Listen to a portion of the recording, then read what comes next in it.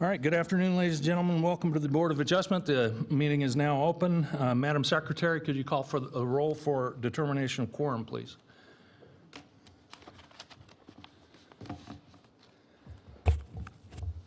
Kim Toulouse, Here. Clay Thomas, Here. Christina Hill, Here. Lee Lawrence, Here. Brad Stanley. Here. We have a quorum. Thank you, Madam Secretary. Mr. Lawrence, would you lead us in the pledge, please? Pledge allegiance to the flag of the United States of America and to the republic for which it stands, one nation, under God, indivisible, with liberty and justice for all. Thank you, Mr. Lawrence. Mr. Webb, ethics announcement, or I'm sorry, if we could have the ethics announcements, please. Sure, Mr. Chair. Board members are reminded that if with respect to any matter or any person coming before the board today, you have received a gift or loan, you have a pecuniary interest or a commitment in a private capacity, such as a family, employment, business, or similar relationship, you must disclose that gift, loan, interest, or commitment at the time the matter is being considered. And you must abstain from deliberation or voting on the matter if it is clear that the gift, loan, interest, or commitment would materially affect the independence of judgment of a reasonable person. Board members are also reminded that under the Board of Adjustment rules, if you have had any contact outside this meeting with any persons interested in a matter coming before the board today, you should disclose the nature of that contact at this meeting. Thank you, Mr. Edwards. Mr. Webb, appeal procedure, please. With pleasure. Most decisions rendered by the Board of Adjustment are appealable to the Board of County Commissioners. If you disagree with the decision of the Board of Adjustment and you want to appeal its action, you may do so in writing within 10 calendar days from the date that the decision being appealed is reduced to writing, filed with the Secretary of the Board of Adjustment, and mailed to the original applicant in the proceedings being appealed, in accordance with Washoe County Code. Please call the planning staff immediately at 328-3600, that's 328-3600, for information on the appeal procedure and the application fee. For the audience, I'd like to inform them that all the items under item 9, which are public hearing items 9A through F, are appealable under the process I just described. Thank you, Mr. Webb. We now have a public comment period. This public comment period is for items that are either on or off the agenda. Madam Secretary, do we have any requests for public comment at this time? Yes, we do. Kathy Brandhorst.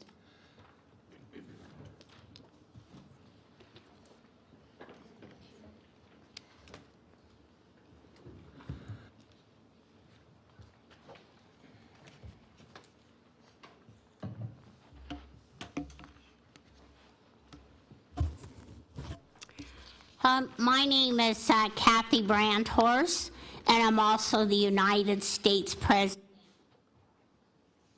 I just wanted to tell you, we had a massacre here in Building A.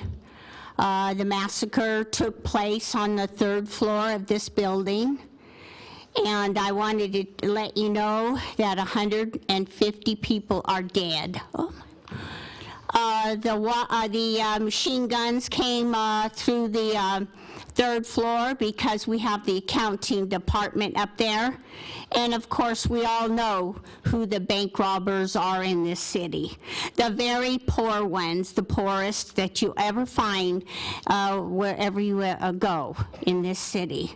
I understand that they are coming out of Sioux Falls, South Dakota, and they have no place to live, so they are shooting people down on their properties in order to move themselves in for nothing.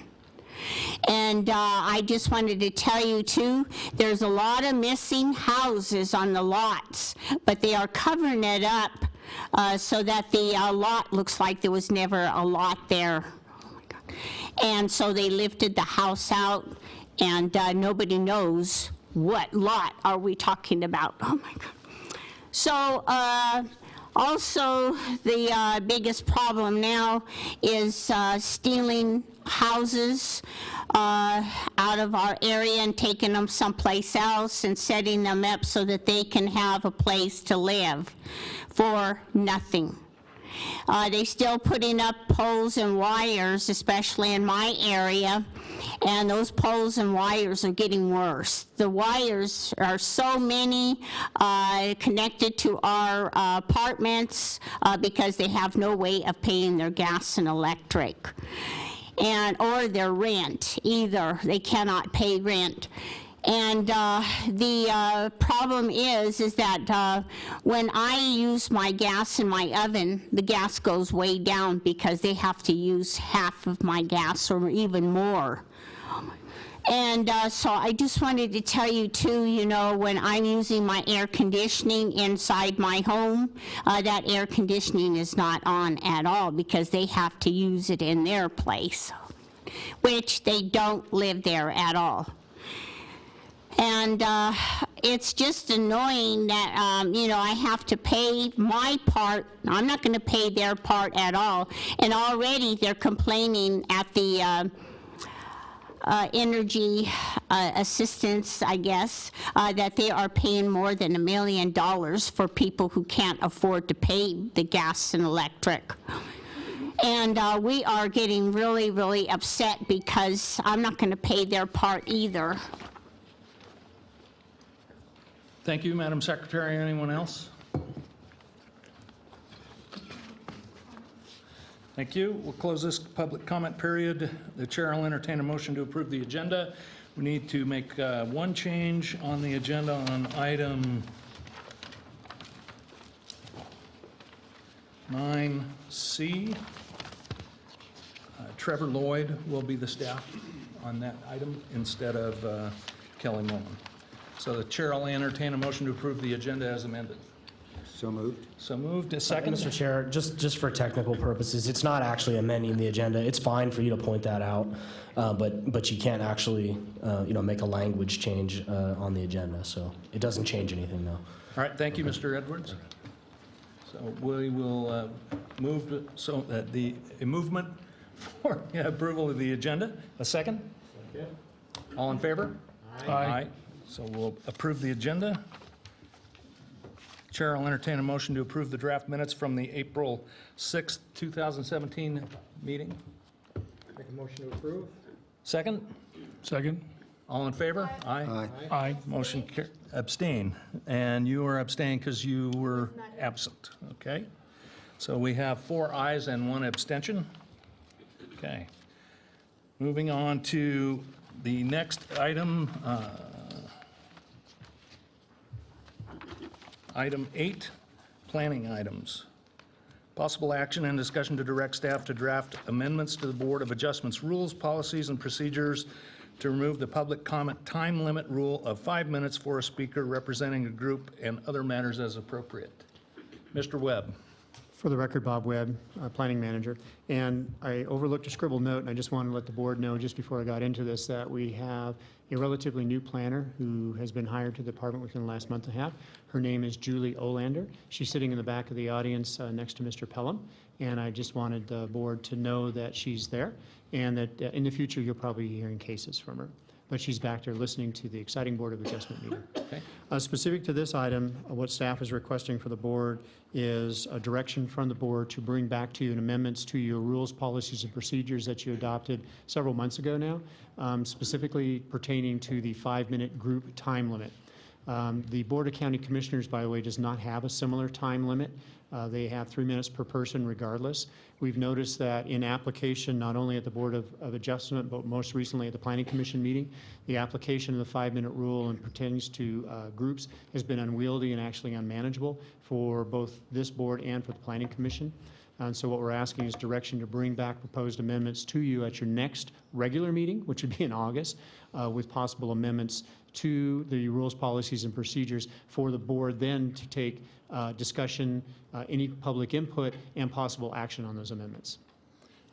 Okay, thank you, Mr. Webb. So that really is for the next meeting in August, our next regular meeting in August. Correct, but this item would be actual action by the board to go ahead and, if the board concurs, to direct staff to bring those proposed amendments back to you at your meeting in August. Thank you, Mr. Webb. Discussion. How does the board feel about having the planning department bring that back to us next meeting for as a possible amendment to our policies and procedures. Mr. Chairman? Yes, sir. I don't see a problem with that at all. I think it would be good that we are, in fact, consistent with the Board of County Commissioners also. Thank you, Mr. Thomas. Anyone else? I feel in a similar vein that we should be consistent across the board with the other boards and commissions, so I'm fine with that being brought to our next meeting. So do we need to, Mr. Edwards, do we need to make that an action item and make a motion? It is styled for action, so you can make a motion to direct staff. Okay. Would you care to make a motion on that, Mr. Thomas? Thank you, Mr. Chairman. I would like to make a motion that, in fact, we do work with Mr. Webb and his staff to bring forth a proposal pertaining to our possible action on our policies and procedures to be consistent with the time frame for speakers. Thank you, Mr. Thomas. Second? Seconded by Mr. Stanley. Discussion? All in favor? Aye. Aye. Motion carries unanimously. Thank you, Mr. Thomas. Moving on to item 9, public hearings. Our first item is 9A, special use permit case number WSUP 17-007, Quillisi Road Group Care. I understand there is a request for a continuance or possible request for a continuance on this item. We have the applicant step to the podium and address that for us, please. Good afternoon. Thank you. Derek Wilson with Rubicon Design Group on behalf of the applicant. Yeah, we would request continuance on this item. We unfortunately had no forewarning that staff was recommending denial on this project. So based on that, we think that more time to work with staff to address those questions would make sense. But I could talk on about the project, but I think that'd be inappropriate right now. I think the issues are solvable, and a little more time with staff would get us there. Thanks. Thank you. Mr. Giesinger, do you have anything to add on that one?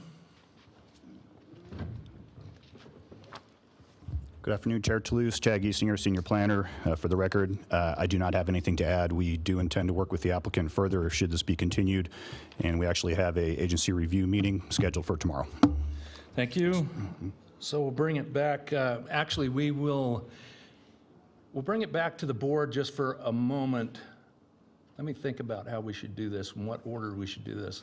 I'm going to bring it back to the board for a discussion, and then we'll open. Now, I'm going to go back. I know that a lot of you are probably here for a public comment period today on this particular item, and we can open the public comment period and let you comment. If the board votes to continue this to the August meeting, it will be a time-certain item at our August meeting, and you could attend at that August meeting and present your comments then. Or if you absolutely want to present your comments today, you can do so. You can feel free to do so. I'm going to bring it back to the board for discussion as to whether we're going to continue this or not. You all right with that, Mr. Edwards? As long as you don't act before you open it up for public comment, yes. Okay. Okay, thank you. Mr. Thomas. Thank you, Mr. Chairman. I would also preface this that not only should you work with staff, but probably with the community that is out there behind you today, that I think their input is probably important also. So I just want all sides represented. Thank you. Anyone else? I agree with what Clay just mentioned, and the idea of public comment at this time as well as the next session sounds very sensible in that regard, so that everyone has as much information available to them as they go on with this process as possible. Thank you, Mr. Stanley. Just real quick, Mr. Chairman, I would concur with everything said here. I think the applicant has a little bit of work to do, but working closely with staff and hopefully with your community, you can resolve some of the concerns that obviously are going to arise here. So thank you. Okay, thank you. And again, I do not have an issue with with continuing it to our August meeting, making sure that it's time certain as the first item on the agenda under the planning items and public hearings. That being said, I think before we vote on it, we'll open the public comment period. Keep in mind that we are going to take a vote on this to continue this item to our August meeting, but I know a lot of you probably made an effort, a special effort to be here today. We will take your public comment today if you would like. If you would like to hold your public comment until the August meeting, that's okay too. So, Madam Secretary, do we have public comment? And if you want to hold your public comment until August, if she calls your name, just say, I'm going to hold my comment until August. Okay? Yes, we have Leo Donnelly, followed by Jan Donnelly.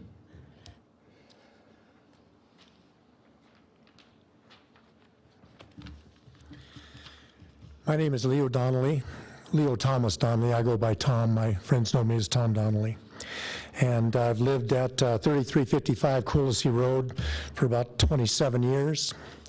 In 2002, I retired from the Reno Fire Department after 30 years of service there. I retired as a battalion chief. My neighbors and I are here today to respond to a planned change of occupancy at 3405 Coolsey Road from a single-family residence on 3 acres to a 15-patient senior care home facility. Our feeling is that this is an unacceptable change to our neighborhood and one that has many negative impacts, one of which will be increased emergency vehicle traffic on our main access road, Dryden Drive. It's really the only access road back into Coolsey.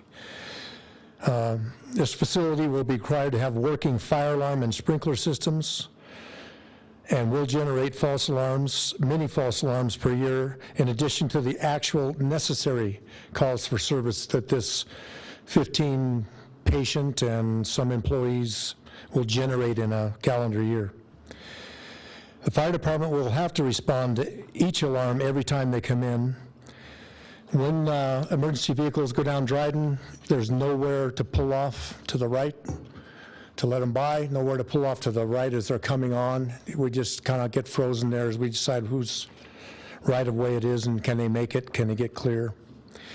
Every medical emergency from that facility will require a response from a RIMSA unit and a Truckee Meadows Fire Protection Engine Company. That's who responds to medical emergencies. The increased number of seniors at this facility will guarantee a significant increase in calls for service to this address. Serious incidents will require police, fire, and ambulance response. A first alarm fire alarm to this occupancy from the Truckee Meadows Fire Department is 4 engine companies, 3 tenders, and a battalion chief vehicle, possibly fire investigators, and as many ambulances as needed if there are evacuations or injured people at this facility. That means that we're all corked in there until this emergency is over with. There's no way to get around all that traffic. Evacuating these patients from this target hazard occupancy will require something like a heated bus to park outside, something that can handle 15 people or a chain of ambulances to get them out. I use the word target hazard because that's what this is. Emergency service providers have an occupancy like this in a neighborhood, it becomes a target hazard. They have to have special knowledge of that particular occupancy, and if everybody's at risk, that's where they go first. They can save 15 or 20 people at that place if there's a sweeping wildland fire coming in. Sir, I need you to wrap it up, please. Yes. Long and short of it is we've had several wildfires there, several floods there, several evacuations we've had to respond to there. It's way out of the way. The response times out there 12 to 15 minutes.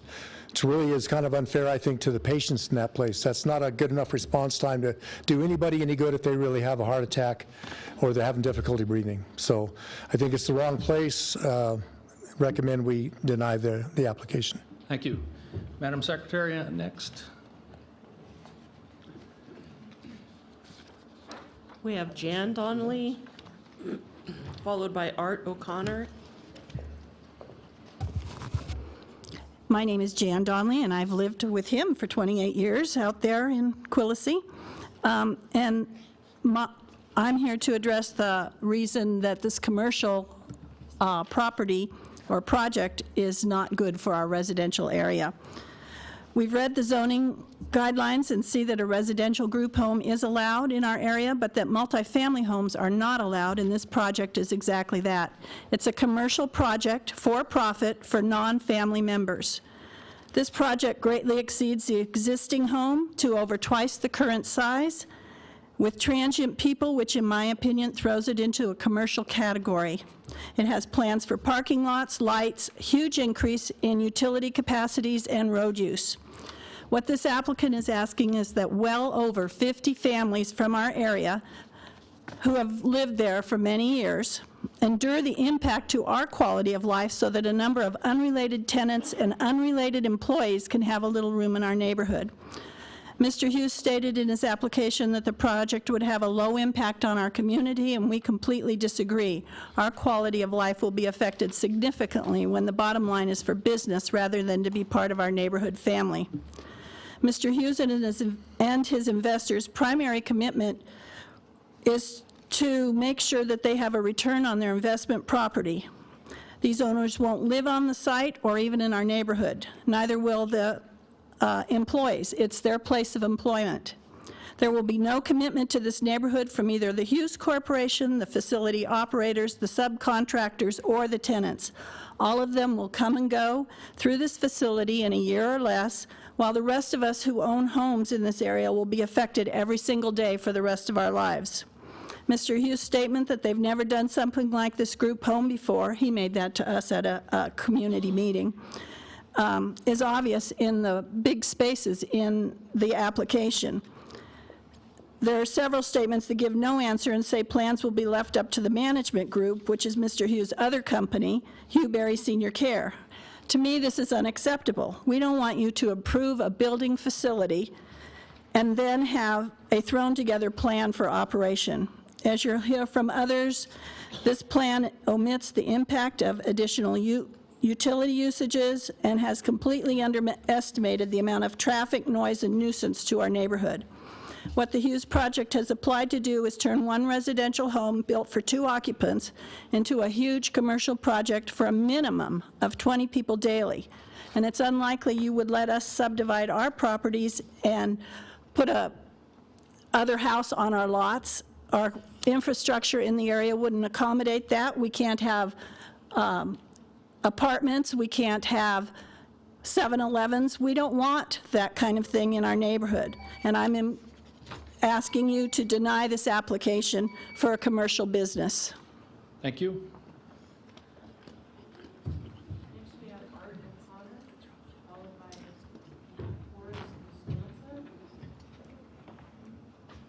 Have a PowerPoint?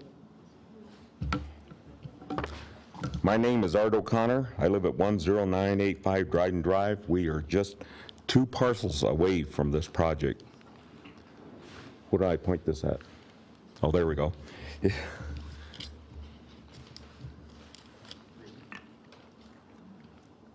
Not working. Try that button.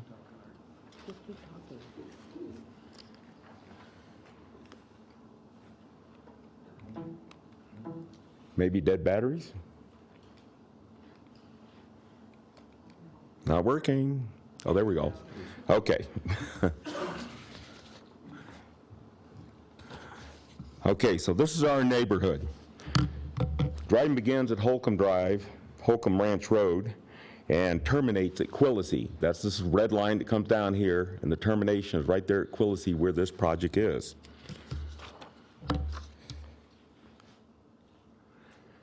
Again, this is our neighborhood. And as you can see in the red outlined area here, that's all those lots that use Dryden as their only public access. The proposed project site's up here at the intersection of Dryden and Quillisi, outlined in yellow. The red portion is the only portion of Quillisi that is a public road. To the west, it is a private drive, and to the east, it's an unpaved dirt road that is not owned or maintained by Washoe County. The Washoe County Code has 2 parts, and The thing that's important on this is the second part. Regardless of how this conversion is use is termed, it's still a business, as Mrs. Donnelly already pointed out. The owner will not occupy the building. Everybody in the building will either be a client or an employee. This facility will require a business license to operate. Let's call a spade a spade. This is actually the conversion of a residence to a pure business. The appearance the client is going to deal with by maintaining the architectural integrity of the building, but the character he is not. This project will greatly alter the character with all the employees coming and going, the deliveries, the frequent emergency calls, and the vastly increased ambulatory pedestrian traffic on the narrow rural road. On an average, a resident generates 10 vehicle trips per day. This project will generate 52 plus 6 for employees for 58, almost 6 times a normal residence. Steep terrain here is not appropriate for mobility impaired people to try and navigate. Dryden Drive has been poorly maintained by the county, and it's the sole access for this project. Here's a picture of a 24 by 36 section of the pavement missing. Here's another one with 3 foot by 1 foot. The 6-fold increase in the traffic along the entire length of Dryden will only exacerbate this disintegration. The county has not been out here for 4 years to do any shoulder work. As a consequence, you can see the tree that's hanging 6 feet, dead tree that's hanging 6 feet over the pavement, and the willows that are growing right up against the pavement. The willows plug the culvert under Dryden, and this winter during the floods, the runoff overtopped the road, blocking it. Mr. O'Connor, I need you to wrap it up, please. Okay, so this is a looking down from where the project is. The project's over on the left, and the gang mailbox is on the right. The important thing is the project does not have any place for delivery vehicles on the plan. So here's one of the blind curves on Dryden, and this is going up Dryden toward the project, and you can see a mobility impaired person in a wheelchair in the middle of that road because there are no sidewalks, no curb and gutter. They're going to be in the road when they're walking. The car comes around that blind curve. There's that guy with a wheelchair. That's not going to be pretty. We're asking you to deny this project, not to continue it, because this type of project, a group care facility, is inappropriate for this neighborhood. Everybody that's opposed to this project, please stand up.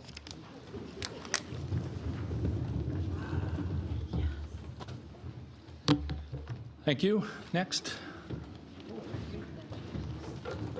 Next is Horace Costanza, followed by Gordon DePaoli. My name's Horace Costanza. I live at 11005 Dryden, directly north of the subject property. What the owner has left out was when he shows you a picture of the subject property, he doesn't show my house 30 feet from the back fence. I've got a well there. He's proposing to put in a 3,500-gallon septic tank with over 400 feet of leach field. All that sewage, all the commercial kitchen, I'm worried about what it's going to do to my water quality. I've already had to deepen my well once. They say they're only going to go down 8 feet for their leach field. Well, the leach field that's on that house right now is 13.5 feet deep. So if they go down through the caliche layer, where's all that sewage going to go? Downhill. The house right now, when the original owners built the house, they landscaped it, so now all of their drainage water runs into my property, right into the back of my barn. The mud out there is terrible. It's all that clay. So now they're going to build a bigger facility, cover more ground. They're going to build parking, cover more ground. Their hardscape does not absorb runoff water. Where's it going to go? It's going to come to me. This is not a facility for that area. There's no curb and gutter. We have bar ditches on both sides of the road. The school bus picks the kids up right on the corner in front of that house. They're going to be getting deliveries. People are going to be parking. School bus comes 4 times a day, twice in the morning, twice in the evening. Kids get off right there on that corner. I think it's a wrong place for that type of facility. Thank you. Thank you. Gordon DePioli, followed by Marilyn Mabry. Chairman, members of the board, Gordon DePoli, I just have a quick question. If I provide comments today, will I be allowed to provide comments in August, or if you continue it?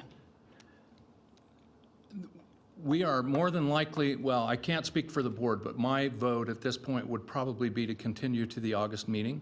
And that's why I stated at the beginning of the public comment period that you have the option, we will hear your public comment today, but we will also have another public comment period should the item be continued to the August meeting. And would I be allowed to comment again? Absolutely. Okay, thank you. Absolutely. My name is Gordon DePoli. My wife, Suzanne, and I have resided at 3925 Fairview Road for the last 28 years. We were both raised in rural areas of Nevada. We moved there to get some of the qualities of rural life that we had where we were raised. Although our home is not located on Dryden Drive and Quillisi Road, where this proposed facility will be located, it will be adversely impacted because the entire neighborhood will be adversely impacted. From our perspective, the entire neighborhood includes all of the homes which rely on Dryden Drive as their sole route of ingress and egress to Holcomb Ranch Lane. That not only includes homes on Quillisi Road, it also includes those on Fairview Road, LeMay, Slide Mountain Drive, Odile Court, Bowers Drive, and LeMay Circle. Well, we understand the need for commercial facilities like the one proposed here. They do not belong in an area that is not served by a municipal purveyor of water or an area that's not served by a municipal sewer system. They are inappropriate in an area with narrow, marginally two-lane roads with no curbs, gutters, sidewalks, and no fire hydrants. They are not appropriate in locations which have only one road in and one road out. The relevant provisions of the Washoe County Development Code confirm that they do not belong there and require that you deny the application. We agree with your staff's recommendation that this application should be denied, but we think it ought to be denied with prejudice rather than without. I'm going to, and I concur in virtually all of what staff has said. I'm going to comment on a couple or three items in addition to some of the things that staff has said. In order to issue a special use permit, this has to be consistent with the Truckee Meadows, Southwest Truckee Meadows area plan. There are a number of policies that it is not consistent with or for which no information was provided. There are no details on lighting. You can't make the findings that you're required to make without those details. There's little information on traffic. You can't make the findings that you're required to make without that. Goal 15 of the Southwest Truckee Meadows Area Plan provides that because all residences are supplied by groundwater wells, future development must be constrained. Pumping impacts to existing wells shall be minimized. Here we have an application that purports to rely on a domestic well. That simply can't happen. It's not lawful. We have no estimate of how much water is going to be required. All of the area relies on domestic wells. What we're proposing here is a facility that's functionally the equivalent of 4 to 6 single-family residences, all on a property suited for just one. Sir, I need you to wrap it up, please. And the same thing goes with the water quality. The Southwest Truckee Meadows Area Plan requires water quality not to be degraded. Putting this kind of a septic system in this area is not going to do that. And I want to, well, I will wrap it up, Chairman. You should deny this. You should deny it with prejudice, and you should deny it today. Thank you. Thank you. Mr. Chair, if I might. To remind the members of the audience, the 3-minute timer is up there for a reason. It's for 3 minutes. When the bell rings, you are to conclude your remarks and finish your remarks. That's not a time for you to continue on for another 20 or 30 seconds.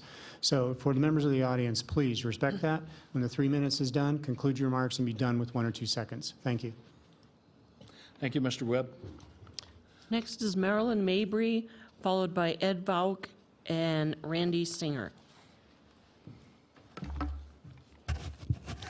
My name, excuse me, my name is Marilyn Malvey, and I live on 3550 LeMay Lane. We have lived there for 52 years, so we are very familiar with the area and all of the above things that everybody else has been saying. I think there's something very interesting in the County Code Book, Part 2, Ordinance Number 1431. It says it's on 70.200, Traffic Control Committee Creation, Membership Duties. The Traffic Control Committee is hereby created and consists of 3 members. 1 member shall be a member of the Sheriff's Department, recommended by the Sheriff. 2 members shall be recommended by the Director of Public Works, one of whom shall be from the Engineering Division of the Department of Public Works, and one of whom shall be from the Road Division of the Department of Public Works. Number 2, the members serve at the pleasure of the Public Works Director. Number 3, the Traffic Control Committee shall make recommendations to the Public Works Director concerning the establishment of maximum and minimum speed limits, traffic patterns, safety regulations, parking regulations, traffic control devices, and other matters properly relating to traffic control and safety in the county. Any action taken by the Public Works Director pursuant to the recommendations of the Traffic Control Committee may be appealed to the Board of County Commissioners. And I think, has the Traffic Commission signed off on what has happened in our rural area with the roads? And everybody above has been saying about how narrow the road is, the traffic situation, and there is nowhere, you're on a dead-end street. When you get to the end of Dryden Drive, it literally stops. Now, as a personal note, last summer, there was a fire on Dryden Drive at about the 1100 or 1190 area there. We live on a hill, and I can overlook part of that valley. I saw the smoke, so I quickly went in the house and got the field glasses because I assumed somebody had called the fire department. An engine came up Holcomb Ranch Road, realized he was maybe on the wrong road. He couldn't find where he was going. He turned around and then went on up to Thomas Creek Road, went over an anyway. I really need you to stop now. We're going to we really need to tighten up the time. I'm done. Thank you. A large engine blocked the street. Ed Valk. And just to echo Mr. Webb, I am going to remind everybody that we really need to stick to the 3-minute time limit. There's a lot of you, and we want to hear all of you. So please stick to the 3 minutes. Thank you. Sure. My name's Ed Valk. I live at Misty Court, and I will keep it under the 3 minutes. A lot of my information follows some of the same things, but I have a little bit of more technical in nature. The road easement up there is 50 feet across. Measuring it, there's 21 feet of asphalt. After that, we have ditches or borrow pits, whatever you want to do it, that average a depth of 2 to 3 feet. So there's no way you can pull over to the side of the road. At present, the off-street parking being impossible, this condition is going to be very potentially dangerous in the wintertime is what we're most concerned with too. We do get plowed because we are on a bus route, and so we do have that. But if there's any type of vehicle blocking that bus, there's no place for it to turn around for a mile, because down to Holcomb Ranch Road is a mile, and there's no other turnout for that vehicle. All the utility lines in this older Reno neighborhood are all above ground, including the power and the telephone. And we still even have weights on our lines to hold them down during the windstorms. The area offers no public water, sewer, and none are in the projections. At present, the proposed septic tank has 3,500 gallons with 4 leach fields, as was mentioned. So I looked it up on Tumwa to see what the estimated average use was per family, and right now it's 137,000 gallons per year.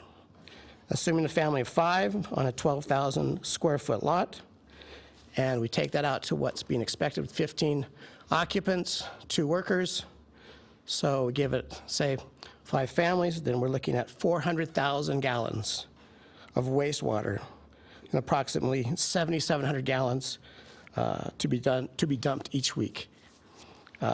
So I would ask that that septic system be engineered and approved by an engineer, that it actually can function at that level and appropriately get rid of that much waste. The other thing I wanted to address was the power. I called NV Power and asked them for my power outages in the last period. They said they could go back to 2013. I've had 23 power outages. The longest was 4 days. The average is 5 to 7 hours power outages. I put in a 6-volt or 6K backup generator last year because I was tired of being in the dark. About 50% of my neighbors have some sort of generator for the lack of power. NV Power has no plans to change that. There's no reason, there's no cost, no one to pay for it. So I'll end there. How's that? Thank you.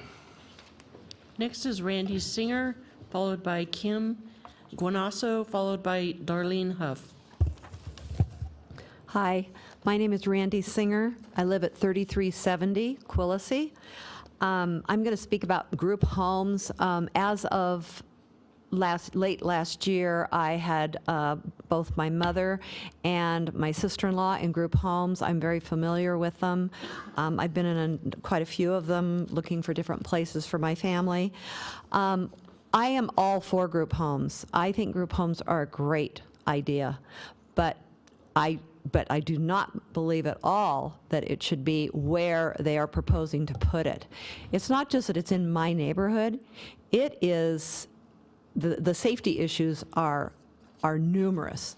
And to change our area, it would be exorbitant, and it would be probably beyond their costs anyway. And there will be many, many services that will impact our neighborhood negatively. You have to realize when you have group homes, you're going to be having fuel trucks, food deliveries, more UPS, more FedEx. There will be cleaning crews. If they don't have cleaning crews, they'll have to bring more people in, the facility there. Medical supplies. People don't realize, my mom used to say to me, she was in a very small group home, much smaller than this, and she would say, it's like Grand Central Station around here.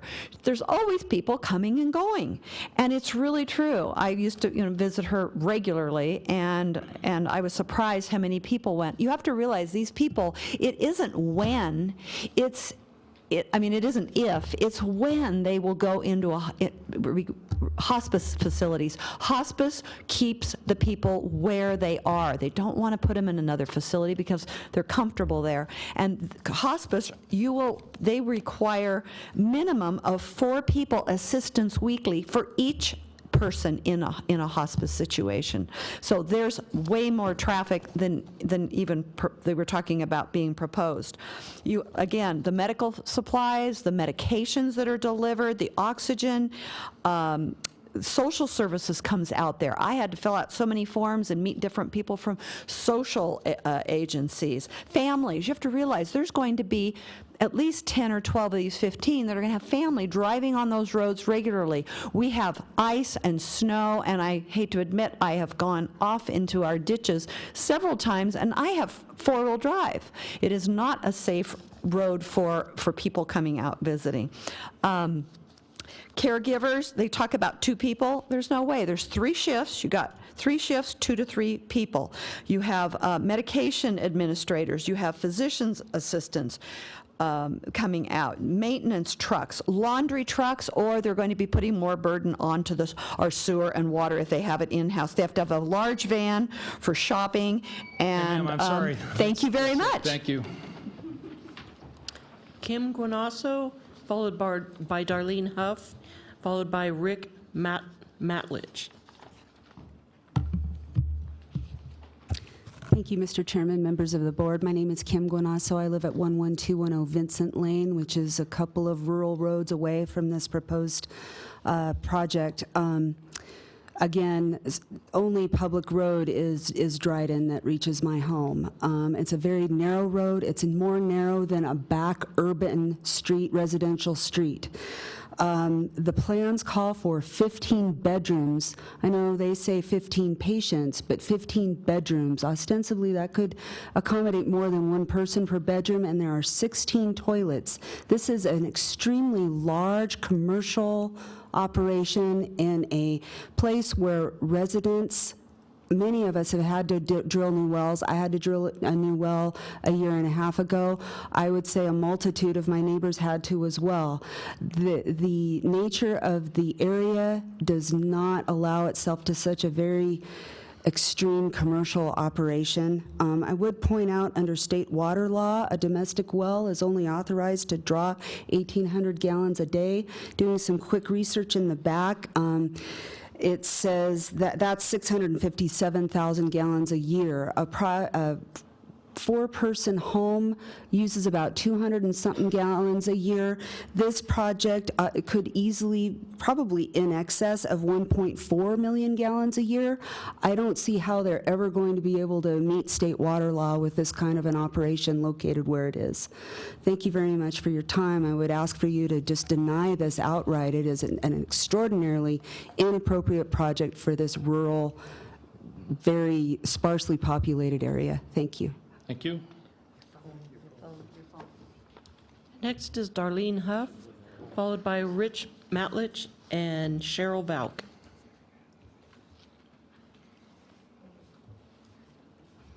Good afternoon. My name is Darlene Huff, and I live at 3390 Quillisi for the last 31 years, basically right across the street from this. I came with a different comment that I was going to make, but after listening to these people right now, I would like to ask you if you've been listening. Because what I would suggest, or what I'd like to recommend, is even if you extend this, the developer cannot change the most important things in this area that is wrong with this project. They can't change the county road. Washoe County is not going to come out and widen the road. They are not going to put culverts in the ditches, and they are not going to make this road safe. They cannot, the developer can't change that. He can't change the risk and the safety to all of us who live out there, and he can't change the safety of the people that he puts in that home. You've heard about what the emergency response time is going to be. What happens to that road when there is a response? It makes absolutely no sense. This is a project that needs to be put somewhere else. The Truckee Meadows is large. We have a lot of areas that have sewer, water, safety places. That's where they need to put this. And I urge you, please, let's not go any farther with this. Why waste your time? Why waste our time? Why waste the developer's time? Because it's not going to happen one way or another. The other thing that's most important here is this is a commercial business. And we will make sure, one way or the other, we will fight this tooth and nail to make sure there is no commercial business built and operated in our neighborhood. Thank you. Thank you. Next is Rick Matlich, followed by Cheryl Valk and Ron Bailey.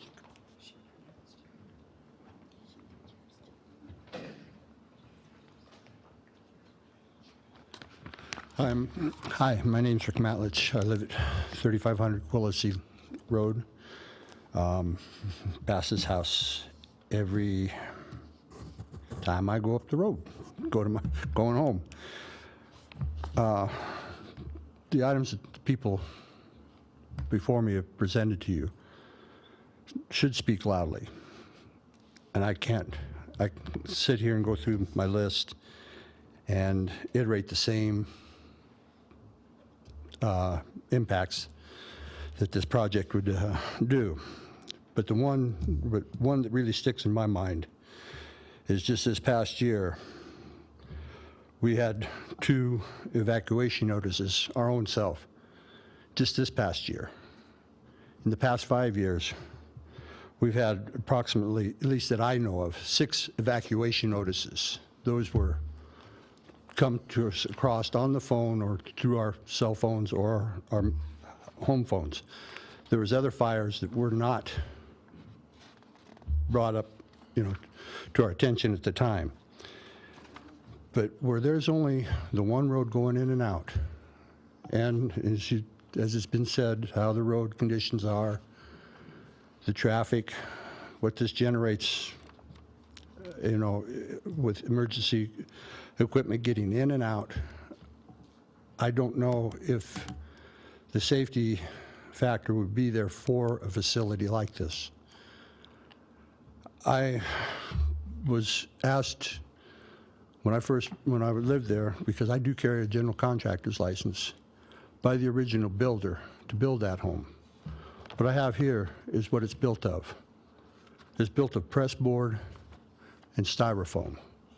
Very efficient, probably very good for a residential single-family dwelling. But I'm not so sure how safe this is in a commercial setting, as everybody's calling it, a group home. And that's something that's concerning too. Maybe I'll bring back up if this is continued, but I hope it's not. But this, with any type of heat, melts. I can verify it by even if you want to look at it. But that's what ends up happening, and I have a very deep concern of the safety of not just that house, but the community, because it will impact any emergency vehicles or support that we would get up there for any emergencies that we have. Time's up. Thanks. Thank you. Next is Cheryl Valk, followed by Ron Bailey and Carol Reichman. Good afternoon. Thank you for the opportunity to speak. I'm going to be representing 2 of my neighbors that could not be here today, so I'll be reading their responses, and I'll save my responses for the August continuance if you do decide to continue. This is from Ken and Kay Zazzino at 10970 Dryden Drive. My wife and I have resided at the above address in a quiet rural setting for more than 50 years. We now face the possibility of a commercial enterprise similar to the boarding house operation only 200 yards from our property. Countless valid reasons demand this special use permit application be denied. However, I fear it could be approved. This mindset prevails because I witnessed I witnessed the county allow construction of a giant metal warehouse at 1725 Holcomb Ranch Lane, which one would expect to see only in an industrial park. This project was vehemently opposed by neighbors to no avail. I respectfully request the Board of Adjustments not make another decision detrimental to the homeowners in the Dryden-LeMay Fairview neighborhood and beyond. The Quillisi-Dryden residents are most negatively impacted. And our driveway tees into Quillisi, by the way. The second neighbor that I'm representing is Mark Campbell at 3360 Quillisi Lane. I'm not going to read all of his because some of this has already been said. What I will read is, on average, most of us use and spend $7,000 to $10,000 deepening our wells for normal water use the last few years. With this group home uses this much water facing the same problem. I think that the home will have a negative impact area with a number of negative, in a number of negative ways, and hope that the board will vote no on this special use permit. Thank you. Thank you. Next is Ron Bailey, followed by Carol Reichman followed by Sean Singer.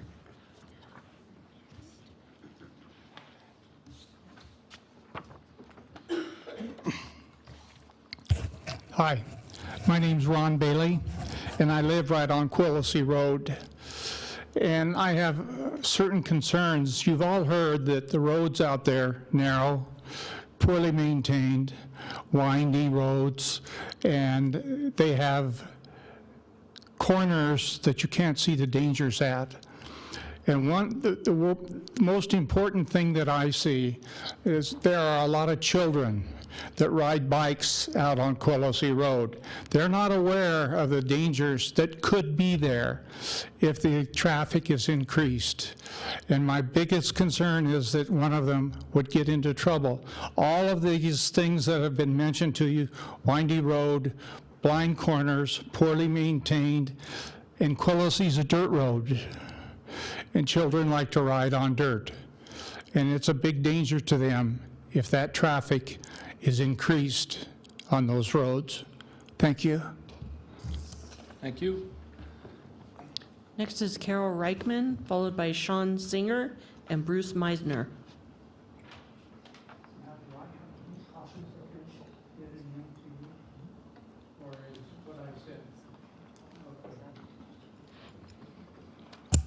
Hello, I'm Carol Reichman. I myself and my husband built on 10980 Dryden Drive 52 years ago. So we've lived there long enough to raise our children. We've been flooded in our home many times. The ditches have been washed out. There's still a hole at the beginning of Dryden that has not been scooped up or whatever. Anyway, I'm here to pinch hit for some folks that are too shy to read their own letter. And the first one is from Lisa Hauserman, who lives at 11010 Dryden Drive. And I will try to skip over things that have already been mentioned. During the winter of 2016-17, our neighborhood was impacted with severe flooding. The road was washed out on Dryden, as well as the dirt that exists, our neighborhood, via Johnson Lane, which is not maintained. I might add that when we built in 65, Dryden was a dirt road for quite a little while. Conditions were dangerous at the Washoe County hazmat crew evacuated the neighborhood. Anyone with medical needs that might require attention was asked to relocate until the flooding subsided. We had no prior warnings to the evacuation, and it seems to me that the possibility of evacuating 15 people from the facility during a flood or unmaintained road would be next to impossible.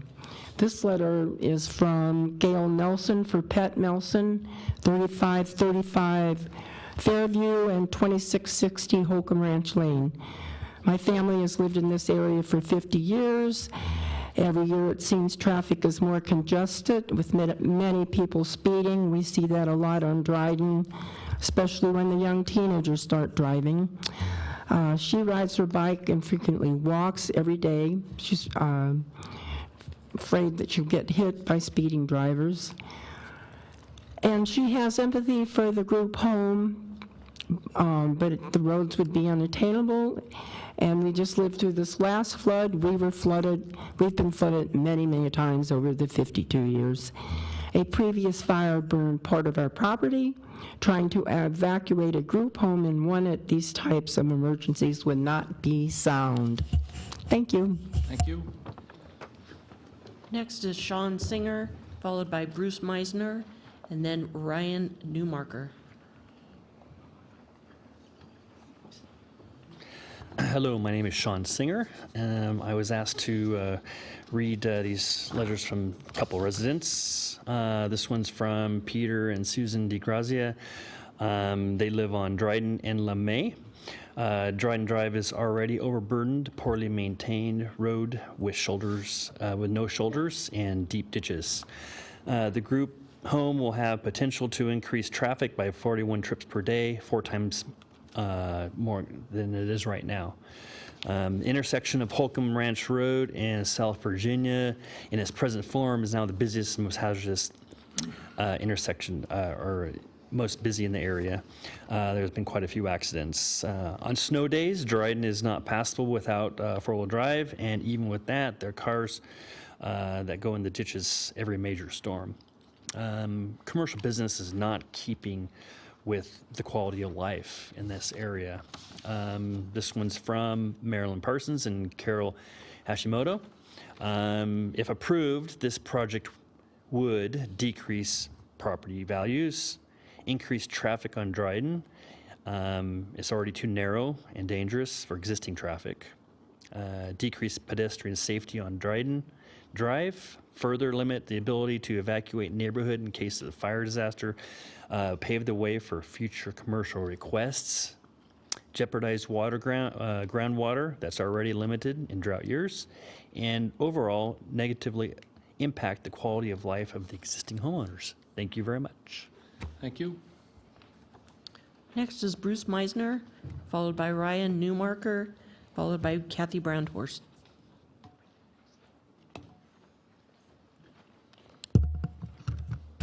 Hi, my name is Bruce Meisner.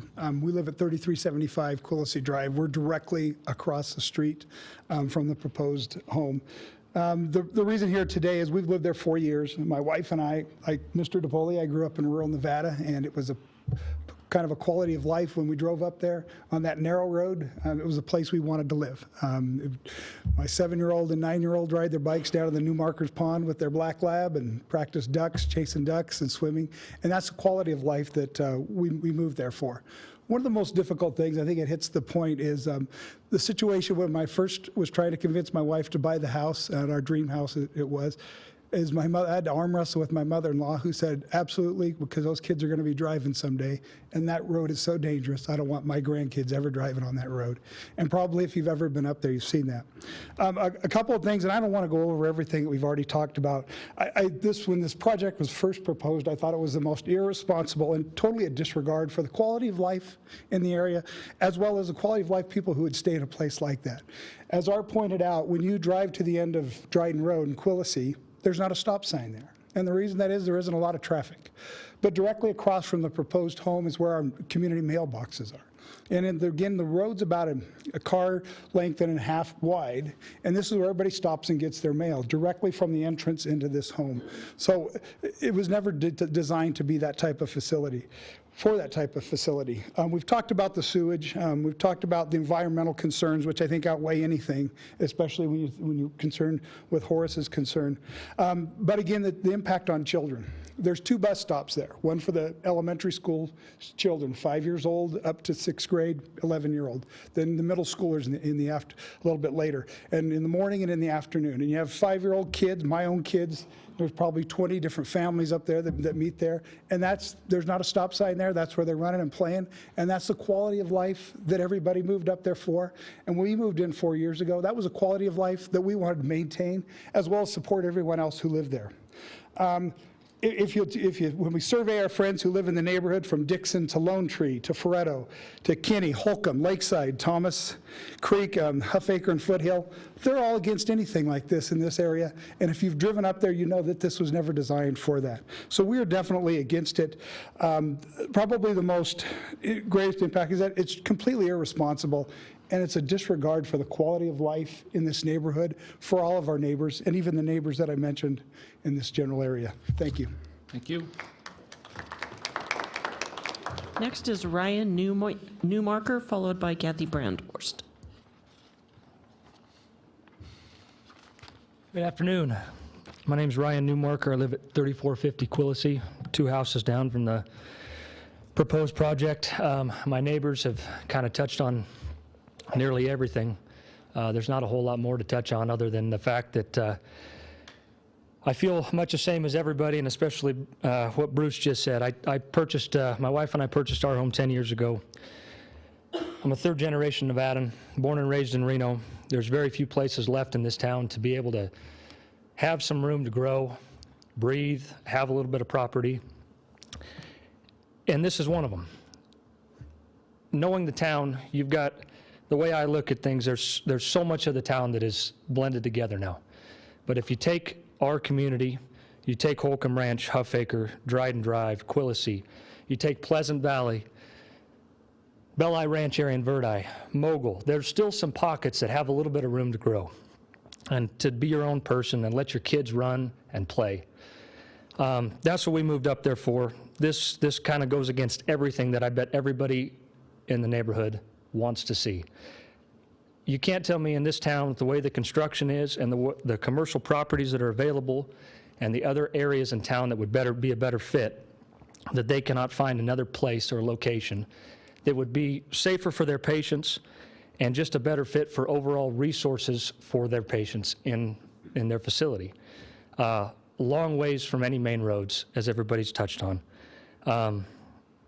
We have no fire hydrants. A year after I moved in up there was a fire. Fire trucks came up in a hurry to try and help.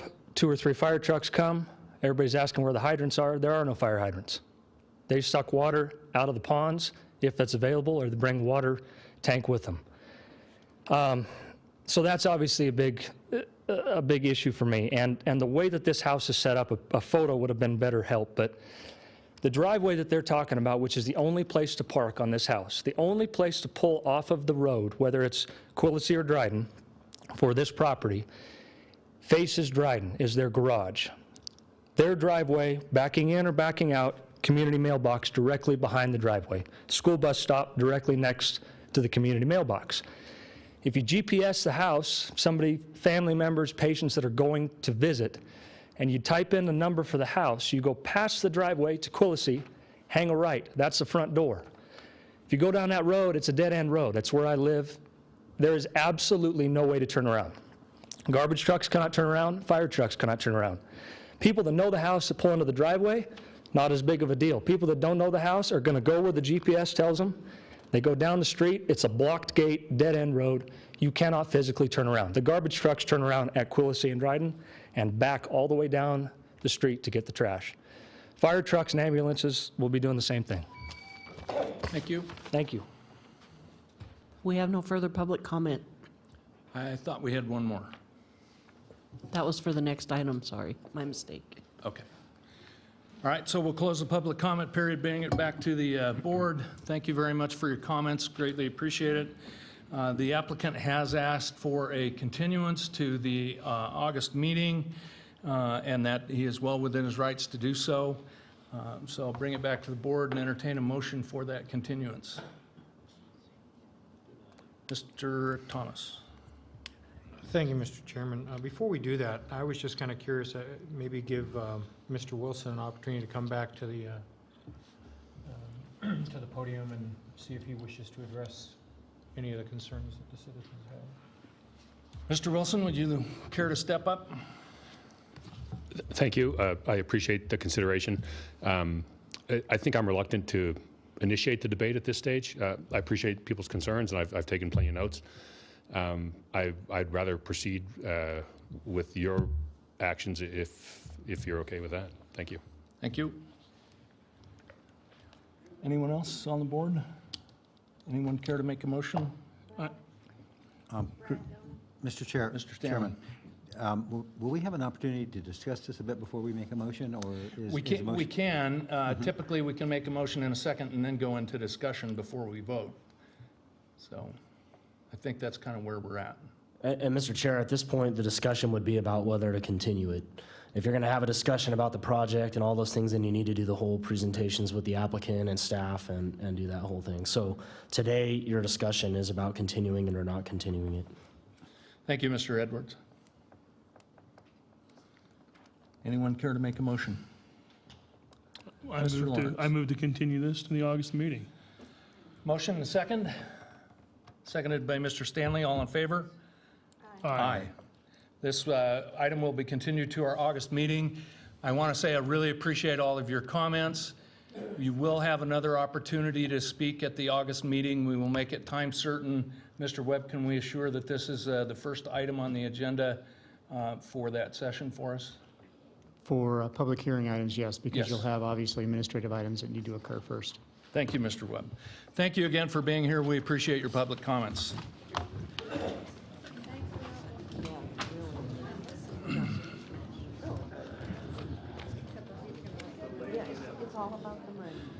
Okay, so folks, we have some other items that we have to get to, so if you could leave the room quietly, we'd appreciate it. Thank you. And we'll move on to item number 9B, which is administrative permit case number WAD MIN 17-0003, the Poundings. Mr. Giesinger.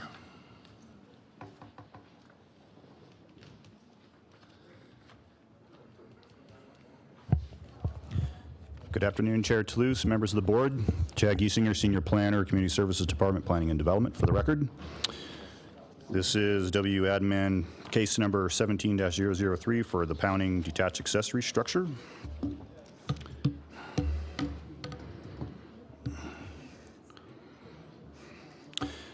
This is a proposal to construct a 4,000 square foot detached accessory structure on a parcel with an existing main dwelling of approximately 1,310 square feet.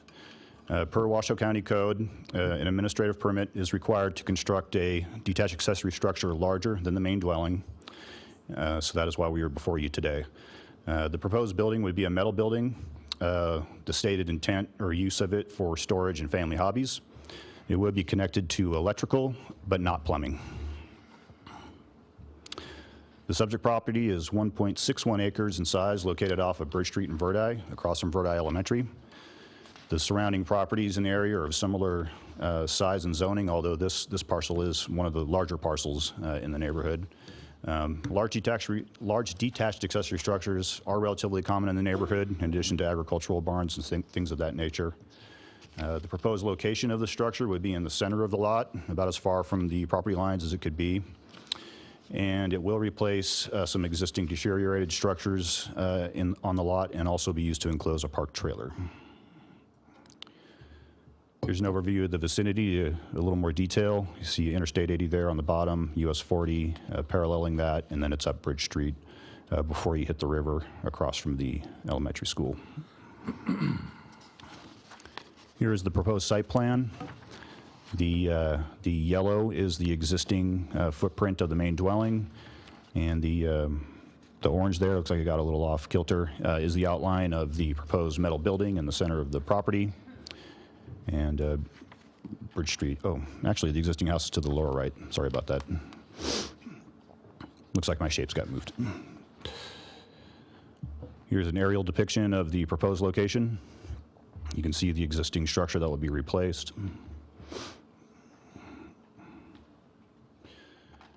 There's elevations of the proposed building. It's a prefabricated metal building.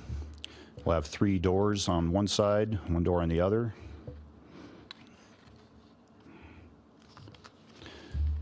Here's a neighborhood overview of the project site outlined in blue. As you can see, all the surrounding parcels have the same zoning, and this is one of the larger parcels in that cluster of parcels. Location of the structure complies with the required setbacks of 20 feet front and rear, 8 feet side. It also complies with the height limitation of 35 feet. It'll be approximately 18 to 20 feet at its height. The site's flat, minimal grading will be necessary. Staff doesn't believe it'll block any significant views from adjacent properties.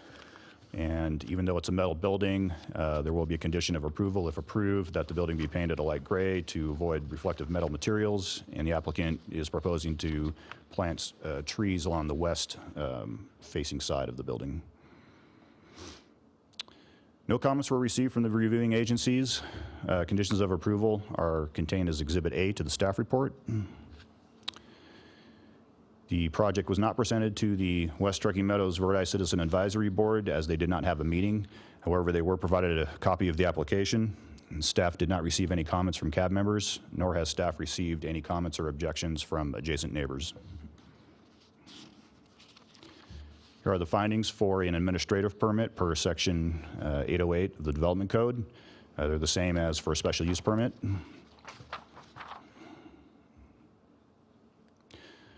Staff has provided analysis of the required findings, starting on page 9 of your staff report, and staff is able to make all of the required findings. Therefore, staff is recommending approval of administrative permit case number 17-003. And here is a potential motion for you. And I'll open it up to any questions at this time. Thank you. Thank you, Mr. Giesinger. Are there any questions for Mr. Giesinger? Is the applicant present and wish to speak? Poundings? Here's your opportunity if you want to say something. You don't have to if you don't want to.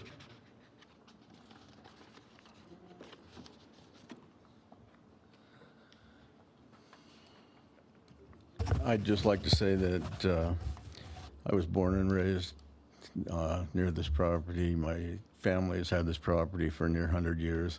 We certainly don't want anything detrimental or to cause any problems, but we'd like to make use of it just as a private storage area to park some of our recreational vehicles, get them out of the sun and to get them where they're covered and look better.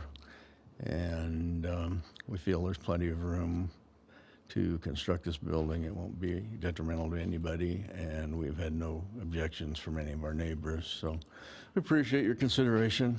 Thank you. Thank you. Could you state your name and address for the record? Yeah, please? my name is Greg Pounding, and I live in Mogul at 25 Nidell Drive. Thank you. Thank you. Okay. Madam Secretary, do we have any public comment on this one? Yes, we have Kathy Brandhorst.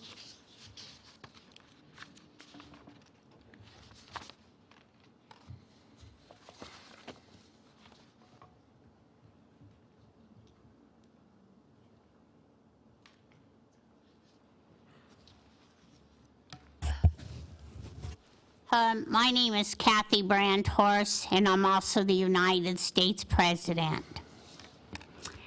I just wanted to let you know that it says this discussion is to approve an administrative permit to allow the construction of a detached accessories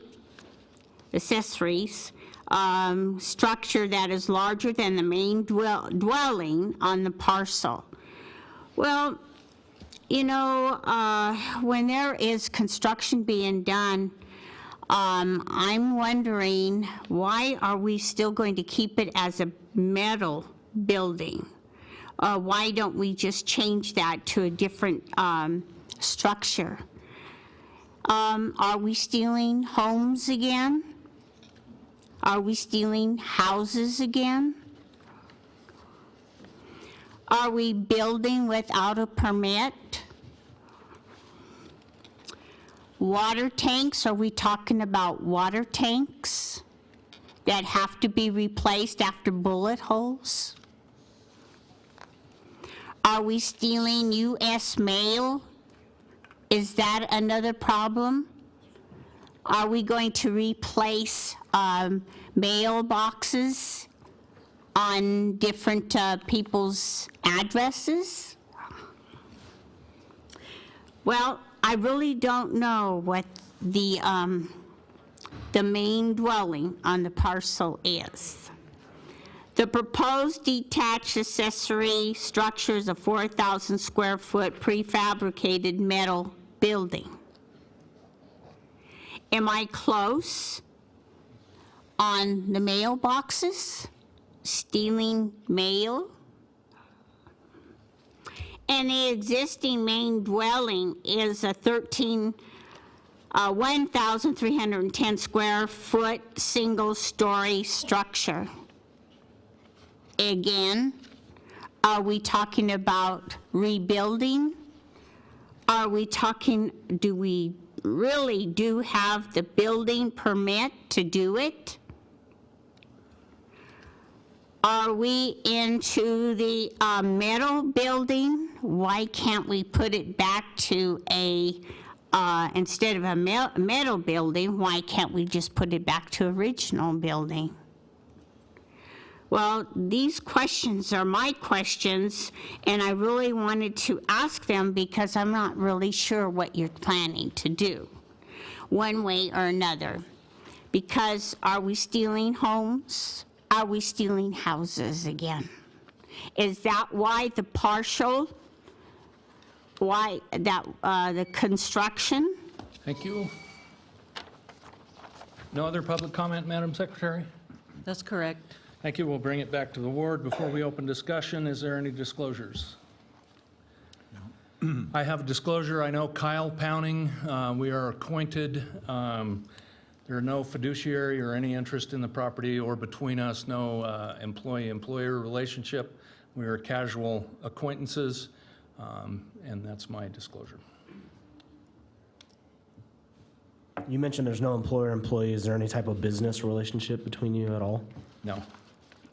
Do you feel like this is the type of acquaintanceship that would impair your ability to be impartial? No, I don't feel there'll be any influence on any decision that I make in the matter. Thank you. So, as you know, the statute deals with pecuniary interest, which it sounds like you don't have any. It deals with receipt of a gift or loan in connection with the matter, which it doesn't sound like is applicable. And the only other possible would be a commitment in a private capacity to the interests of another. Have you made any commitments in a private capacity or any capacity to this individual that you're acquainted with? No. Okay, thank you. So it's up to you whether you recuse. If you want a recommendation from me, I'll give you a recommendation. Otherwise, I'll just leave it where we are. Thank you, Mr. Edwards. I haven't even talked to Kyle in probably a couple of years, so I don't feel that I'm not going to recuse myself from this one. Thank you. Bring it back to the board for discussion. Anyone? Not really, Mr. Chairman. Seems like a good project. Okay, yeah. I'm sorry, Mr. Chairman, I would agree that it seems like a very well analyzed project with no opposition. Mr. Thomas, anything? No. Okay. I drive by this site every day. My office is across the street, so I see absolutely no problem with it. It's in character with a lot of other structures in the neighborhood, so there's no problem. The chair will entertain a motion. Mr. Thomas. I'll make a motion. I move that after giving reasoned consideration to the information contained in the staff report and information received during the public hearing, the Board of Adjustment approve administrative permit case number WADMIN 17-0003 for the Plowing Family Trust, with the conditions of approval included as Exhibit A to this matter, having made all four findings in accordance with the Washoe County Code Section 110.808.25, that being 1, consistency, 2, improvements, 3, site suitability, and 4, issuance not detrimental. Thank you, Mr. Thomas. Second? Second. Seconded by Mr. Lawrence. All in favor? Aye. Motion carries unanimously. Thank you very much. Moving on to item number 9C. Special use permit case number WSUP 17-0005, Old Ophir Ranch, and Mr. Lloyd. Thank you, Mr. Chair, members of the board. Trevor Lloyd for the record, and I'm filling in for Kelly Mullen, who is enjoying vacation, having a much better time than we all are. She's on a cruise, so. The request before you this afternoon is a special use permit, WSUP 17-0005, the Old Ophir Ranch. This is a request for an equine or horse retirement facility under the commercial stables use type. The facility is proposed will include boarding up to 20 horses plus the owner's 6 horses. The applicant also requests a reduction in parking and landscaping standards to allow for 1 less required parking space, the use of decomposed granite instead of the required paving, and maneuvering surface, open fencing instead of the required solid decorative wall or fence between the property and adjoining residential uses, and the placement of 1 tree every 40 feet instead of the required 1 tree every 20 feet adjacent to residential uses.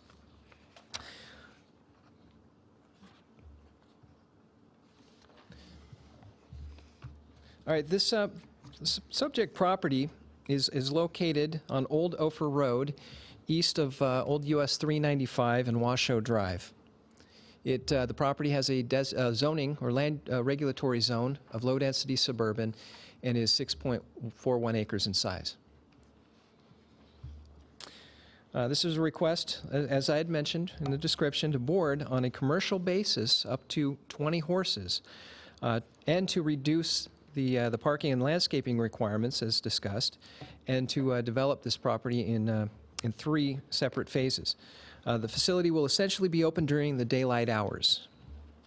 Should be noted that, again, this is the intent of this request is to offer an opportunity for people to bring their much older horses. There's not going to be events, and according to the applicant, really not even training on the site. As indicated, this request would be completed in 3 separate phases. The first phase would include construction of a hay barn, pasture areas, and 4 stables, driveway, temporary office, pasture areas, and landscaping. Each of the 4 pasture areas would contain a either 430 to 580 square foot stable. 20-foot wide driveway would connect to a 27-foot wide single direction driveway loop to provide area for parking and turnarounds. Also a 440 square foot hay barn placed in the center of the driveway loop, and it's anticipated that phase 1 would be completed within 1 year from the date of approval today. Phase 2 would include the construction of a septic system, permanent residence, and attached commercial space. The 4,800 square foot structure would include a barn, small commercial office, and a restroom on the first floor with a residence on the second floor. The phase 2 it would be completed, it's anticipated within 18 to 36 months from the date of approval. And once phase 2 is completed, the temporary commercial structure and portable toilets would be removed. And finally, phase 3 would include the construction of 2 shed row barns, each about 3,700 square feet each. This phase includes the removal of the smaller stables placed in each pasture during phase 1. All right. The applicant seeks to begin boarding the horses once phase 1 is complete. However, code requires all commercial uses operate from a commercial structure. To address this requirement, the applicant will establish a 450 square foot temporary commercial structure on site, and I believe that is the barn, the second barn down on that picture. Until phase 2 is complete, on-site restroom facilities will be portable toilets.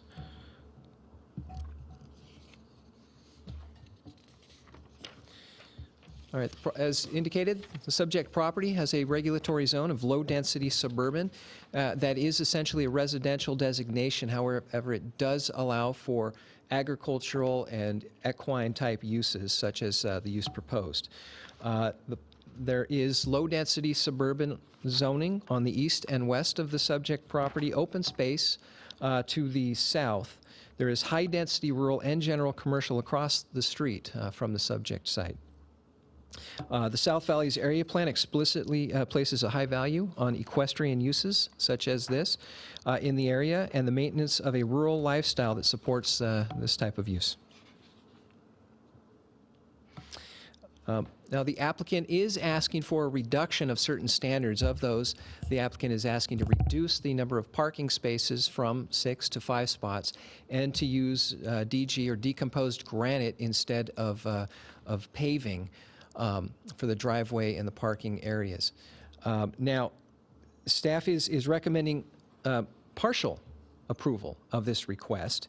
And that the rest of the DG would, essentially, staff is recommending support of that request, however, requiring paving for the handicap ADA space.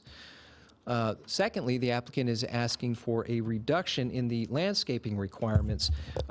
One is to reduce the requirement from a solid decorative wall to open fencing. Staff supports this request as open fencing is certainly in keeping with agricultural equine type uses. The other request for reduction is to reduce the number of trees from 1 every 20 feet to 1 every 40 feet. Additionally, staff does not support that portion of the request, as neighbors have expressed concerns over dust and noise, and the additional trees would help mitigate those concerns. This item was heard by the following agencies, or I'm sorry, it was sent to the following agencies for their comments and concerns. Their conditions have been added into the list of conditions of approval attached to your staff report. Also, this requirement, or this project, met all of the noticing requirements of code. A total of 37 separate parcel owners within 750 feet of the property were noticed.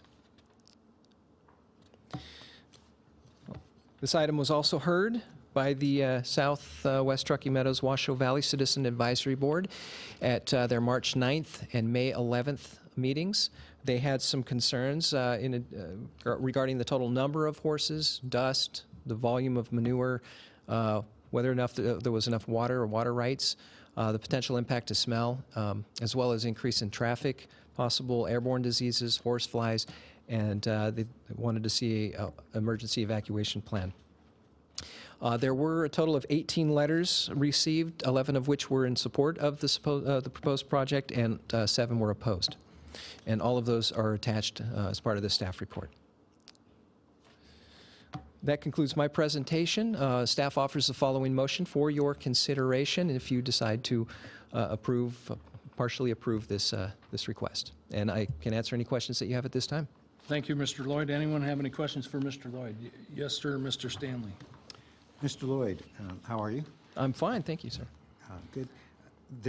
The idea of less parking, and I know that in some of the comments from the cab and so forth, parking was an issue.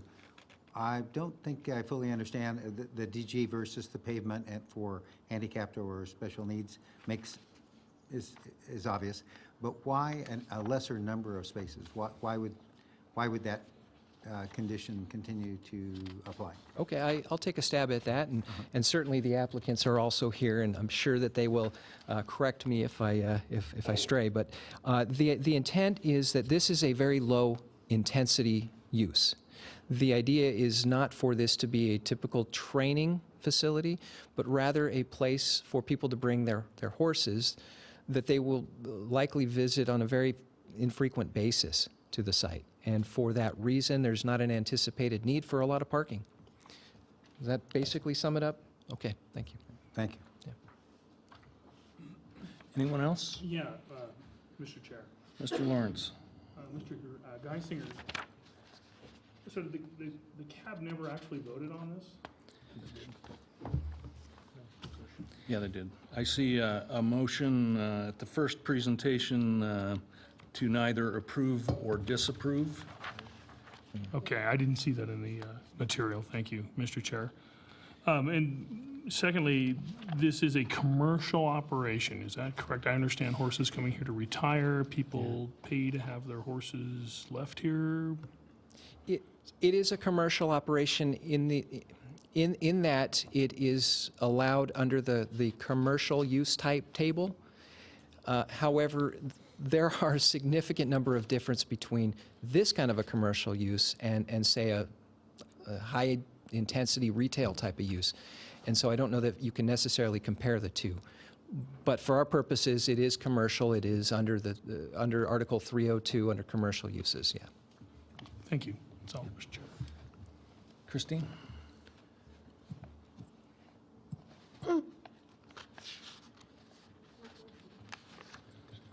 Give it a second. Yeah, it gives it a second.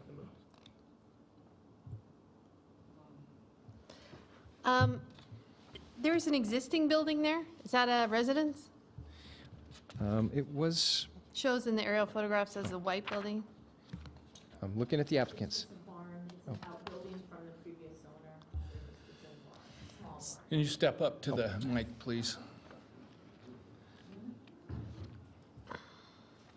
And if you'd state your name for the record, please. My name's Leanne Canavan, and I'm the applicant for the retired horse boarding facility on Old Ophir Road. Also, there is a proposed house and barn. Are you going to plan on living there? Yes, ma'am. I'm going to plan on living there. It's going to be my primary resident, as well as the boarding facility. Ma'am, if you could also, I know you responded to the question, but if you could repeat it, please, in the microphone for the one that she asked first. Thank you. Yes, that is going to be my primary resident, as well as the boarding facility. No, the one for the white structure. You remember that one? The white structure on the aerial shot of that photo right there is an existing building. It's a small outshed with 2 sheds for horses to go in, and then a small tack room in that shed. That was there when I bought the property. So you're being required to pave the handicap spot? Is that true, Chad? You wanna talk? My name is Eric Hasty. I'm with Wood Rogers. I'm representing the applicant, and a lot of this I'll be covering in my presentation. Can you speak a little bit more into the mic for me, please? I'm sorry. A lot of this I'll be covering in my presentation, but yes, just per code, the handicap is going to have to be paved for accessibility to the commercial structure. Okay, which would be, what's the commercial structure? So the commercial structure is going to be a house, and part of that house is going to be 2 rooms are going to be dedicated to the commercial structure, an office as well as a bathroom. And this will be open to the public. The rest of the house will be off limits to just private Okay. use. Thank you. Mr. Lawrence? Yeah, I have a question. The reduction of the trees from every 20 feet to 40 feet, what was the, oh, I'm sorry. Can you step back up, addressing please? it. Yeah, that's okay. Question about that. What is the reason for reducing the trees? The reason for the reduction in the amount of trees was because it fits more with the character management area. They wanted to preserve open pastures in this character management area, and so we thought it was appropriate to reduce the amount of trees to allow more pasture and more open scenery like they asked for in the character management area. So that's around the perimeter, correct? Not the, Yeah, just on the east and west boundaries. okay, thank you. That's all I have. Thank you. Mr. Thomas? Thank you, Mr. Chairman. I have 2 questions. One on the Washoe County Development application. It says the property owner is you, Ms. Canavan, but yet it also says on the next page under current owner, it's Leonard. It looks to be Route. Yeah. Is that, what is the? So when we first submitted the application, the day we actually submitted the application, she was going through a process in order to obtain that property. And so he was the current owner when we submitted the day we submitted the application. By the end of the day, she was the owner of the property, so.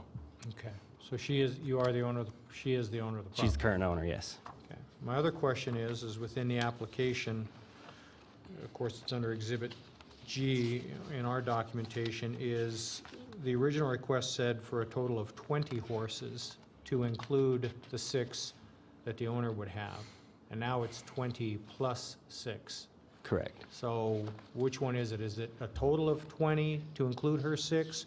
That's what the application says? Or is the application been amended, or are we asking now to increase it to 20 boarded horses excluding the owners? 26 horses total, 20 boarded horses, 6 personal.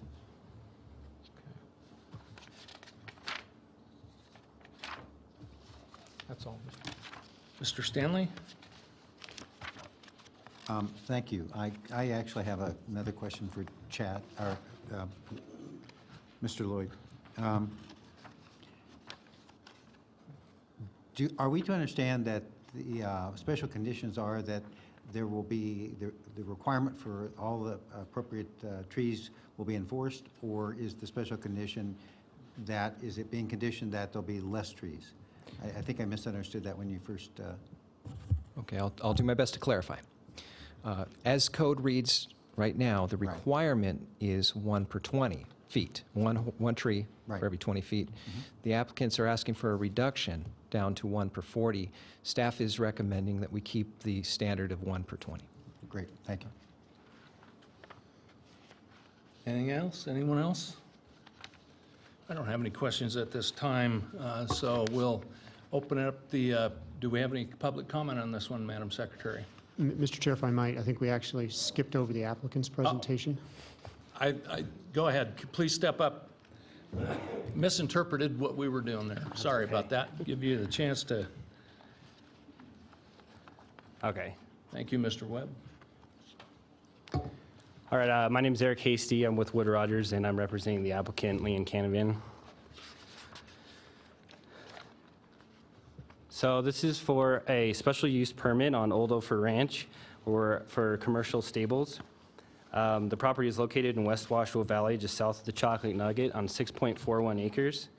It's currently on vacant land with the exception of a well house as well as a horse structure, which will be removed. It's zoned low-density suburban, and with this zoning designation, commercial stables are an allowed use with a special use permit. Surrounding properties are a mix of residential, open space, as well as commercial along 395. This property is located within South Valley's area plan, and within this area plan, there is the West Washoe Valley Character Management Area. This character management area encourages rural commercial uses with heavy equestrian influence. And the rural setting promoted in this character management area conflicts with a lot of the standard requirements in county code. So therefore, we are asking for director's modification for reduction in the amount of parking, the use of gravel as opposed to asphalt for the drive aisle and parking spaces, as well as reduction in landscaping, including the trees along the perimeter and open fencing instead of a decorative wall. So this project was proposed to 2 CAB meetings, one in March and one in May, and at those CAB meetings, we heard additional comments from members of the public as well as members of the board. So this is for a horse retirement facility. We're asking to board up to 20 horses for the special use permit and 6 horses for personal use, so 26 total. This is considered a commercial use, but the visitation associated and traffic associated with this project is very low. No events or training will be held on the property, and these horses are older horses with a lot of physical ailments and limited mobility. And because of the high demand, a lot of the customers are from out of the area, and so there's very low visitation associated with this as opposed to other commercial uses. There's a low amount of employees associated with this. The applicant plans to be the only employee there and be living on site, so there's not going to be a lot of employees coming and going, and there's going to be a limited amount of deliveries, and there's no large trucks really going to be anticipated making deliveries at this property. So the applicant has a lifetime experience with horses and many years of experience taking care of older horses. So a lot of what I'm showing here is exactly what Trevor stated. The project is proposed in phases. Phase 1 is including a driveway coming from the north 2-way into a 1-way turnaround. The property will then be fenced into 4 different pastures. The fence line on the eastern and western boundaries will be brought out 30 feet from the property line, allowing access to the 2 easements that exist on the property. And temporary stables will be placed in the center of each pasture. This is where mainly where the horses will reside. The corrals will be associated with each of these stables to prevent them from being on the pastures. A temporary office will also be placed on until the completion of phase 2. So phase 2 is, will be proposing approximately 4,800 square foot commercial and residential structure. It's the applicant's full intention to live on site as soon as possible. And part of the structure, including an office and restroom, will be part of the commercial use. The rest of the residence will be for personal use. An engineered septic system approved by NDP will also be installed during this phase. And once construction is complete, the temporary office and the temporary stable and pasture 4 will be removed. Phase 3 includes 2 shed row barns, approximately 3,700 square feet, housing up to 10 horses each. These will replace the temporary structures within the pasture. Each one of these will have 10 corrals associated with the shed row barns where the horses will be spending most of their time, so they are off the pastures. The pastures basically are there for mental and the limited physical stimulation that these older horses needed. They'll be kept in the corrals most of the time and kicked out into the pastures in groups in the daytime. So once these shed rows are constructed, the temporary stables will be removed, and this will be the completion of phase 3. So this will be the final phase of the project. So after this was presented to several community board meetings, we have highlighted some key concerns that were addressed by the public. The biggest one we heard was the number of horses that are allowed on this, or proposed on this property. But according to the Washoe County Animal Services, there's no limit to the amount of horses that can be on a property, and there's no recommendation for how many acres each head of horse needs. And this is because a lot of these commercial stables are able to raise horses in a relatively small area, but they're still able to live a healthy life. With that being said, this SUP will be limited to 26 horses, and the Washoe County Animal Services will require a animal welfare permit to be associated with the SUP and be maintained through the life of the SUP. So manure management was a big concern as well. With this many horses, there's going to be a lot of manure produced, but the applicant has a plan to remove most of the manure off-site. This plan will be reviewed by Washoe County Health District, and this will be enforced throughout the life of the SUP as well. Neighbors were also concerned about equine diseases coming into the facility because of the horses, but this is not an animal hospital. These horses are physically limited, but they're not sick. With that being said, the applicant requires vaccination records for each horse coming onto the property to ensure the health of the horses on her property, as well as she has a vet on call 24/7. If a horse shows any sign of sickness, the vet will come on and assess the situation and administer care as needed. Furthermore, the applicant will have flu shots at least twice a year to prevent diseases from being spread or being contracted. So many were concerned about fire evacuation.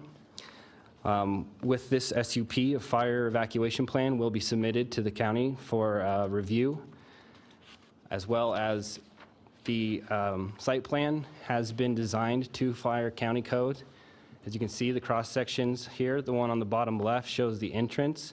It shows there's enough driving space for cars to enter and exit the property.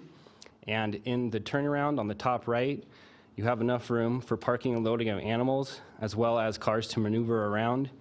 And all of this was designed so any evacuation can take place on site. It will not, none of it will have loading or anything like that will have to occur off property to block any neighbors. Another concern was the amount of available water. We checked with the Nevada State Water Authorities, and according to their calculations, there is enough commercial water rights available, and those water rights will be purchased upon approval of the SUP. Another concern was the loss of pasture, with the horses being on the pasture, but the horses are going to be maintained in their corrals the majority of the time, with the pastures just being used for limited physical and mental stimulation. And with sustainable pasture management and the knowledge that the applicant has, the pastures will be maintained and living. One of the other concerns was that if there's loss of pastures, there would be dust or just dust being generated for this amount from this amount of horses. But by law, the applicant will have to submit a dust control plan, and this dust control plan will be reviewed by the Washoe County Health District and will be followed throughout the life of the SUP. The biggest concern was addressed by the CAB as well as members of the public was why was a residential use be allowed or commercial use be allowed in a residential area? But if we look at the county code, where commercial stables are allowed, you can see the table on the top where commercial stables are highlighted on the bottom.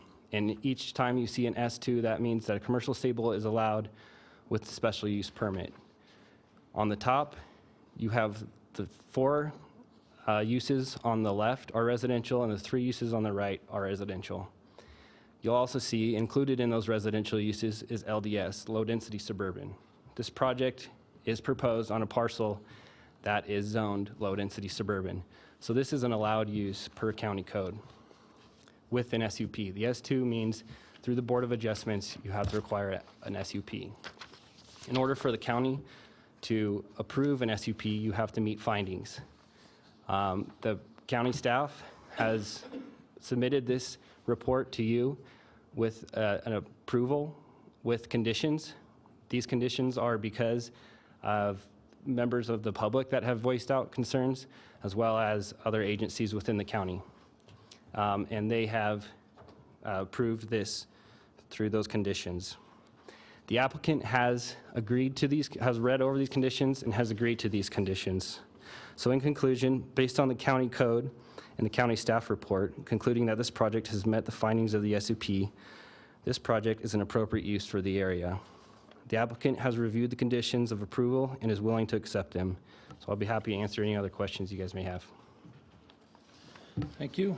Any questions for the applicant? Mr. Stanley.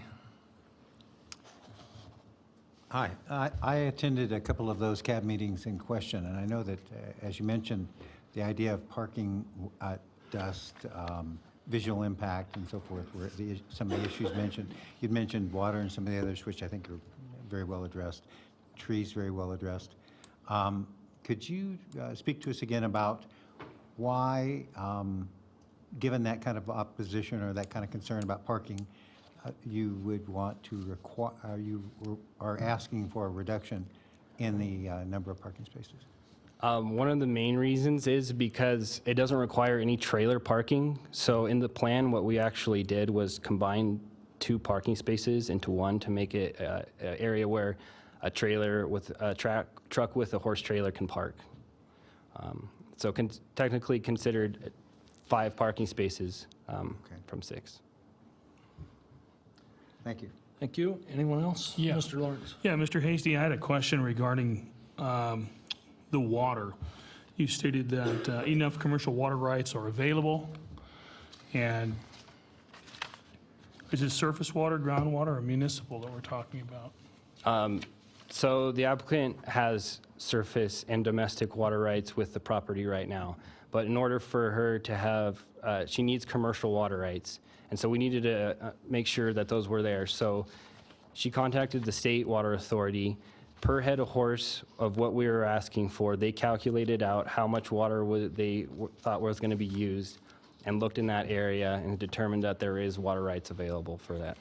Okay, do you know the acre feet or approximation of the additional amount? And is that groundwater or municipal or surface? I think it's.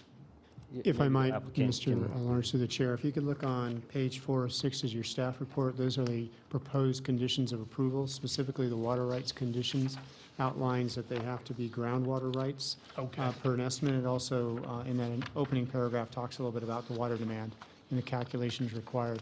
All of those have to be to the satisfaction of Mr. Beharam, who's the water rights coordinator here in the county, before they get final approval, if you approve this and if the conditions of approval are done. Thank you, Mr. Webb. I remember reading some of this stuff last night, and I didn't quite retain that little aspect. Also, your PowerPoint slide here, the purple is, where's the property we're talking Okay, about? Is so- it in question here? Is it? On the very bottom, it's highlighted in blue. It's in light pink. On the bottom left is the subject property. Kind of a purplish pink, rectangular? Yeah, it's square. I see Yeah. it. Okay. Just wanted to see that. Thank you. That's all I have, Mr. Chair. Thank you. I have a question. Ms. Canavan, how are you going to manage the manure that's generated every day? I have a plan. At the current time, and I have in the past, I reach out to local people in the gardening and landscaping field, as well as I have some neighbors that use some of the manure. And my plan moving forward is to reach out to community gardens in the city of Reno and maybe Carson City as well, and see if there's a need for them in the springtime to gather the manure. At the present time, I do have a gentleman that picks up the manure weekly. And then what we don't use in our gardens, then he takes and is building garden beds at his facility at Steamboat Hot Springs. I've reached out to 4 other different places: Urban Roots, River Farm School, Steamboat Hot Springs, and Be the Change, Rot Riders, and these different businesses are interested in picking up the manure. I'm also going to be purchasing a dump trailer and then hauling that away as well to people that don't have a dump trailer to come and get it. And we'll be composting. Okay, so if you sell or give away to gardeners or to other commercial operations, how many vehicle trips is that going to generate every day in and out of the property? It's not every day. Right now, the gentleman that picks up for his garden beds, he just comes on Mondays, 1 day a week, and it's typically 1 to 2 loads. And if you have, pardon me. I'm sorry, go ahead. That is with, that has been with 20 head. Okay. Okay, I have nothing further. Anyone else? Okay, seeing no further questions, we'll open it up to public comment. Madam Secretary, do we have any public comment? Yes, we have David Cowan, followed by Patrick Quinn.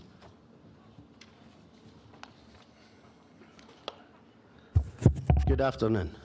My name's David Cowan. I'm an adjacent neighbour to this property. I've submitted a letter also stating why I don't think the required findings have been found. Dear Board, I argue that this business would be very harmful to me as an adjacent neighbour. The stated hours are 7 to 7, 365 days a year, which means noise and even headlights in winter from work being conducted all over the property by ATVs, tractors or trucks, I assume to clean out shelters, remove manure, top up water, deliver food, check irrigation and numerous other chores required to operate such a business. Not to mention a constant smell which will be unavoidable being so close to me. We will have no privacy in our own yard. Every day this will continue.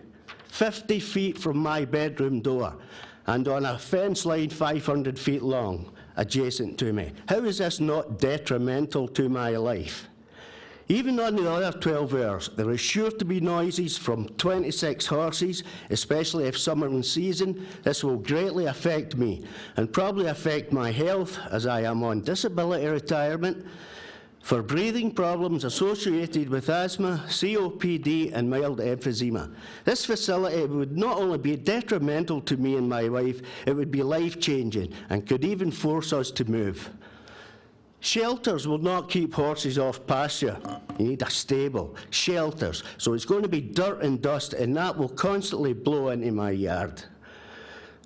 Regarding Mr. Hasty's statement about commercial properties and commercial stables, I'll plead ignorant to that, as I was assuming commercial business was allowed on commercial property.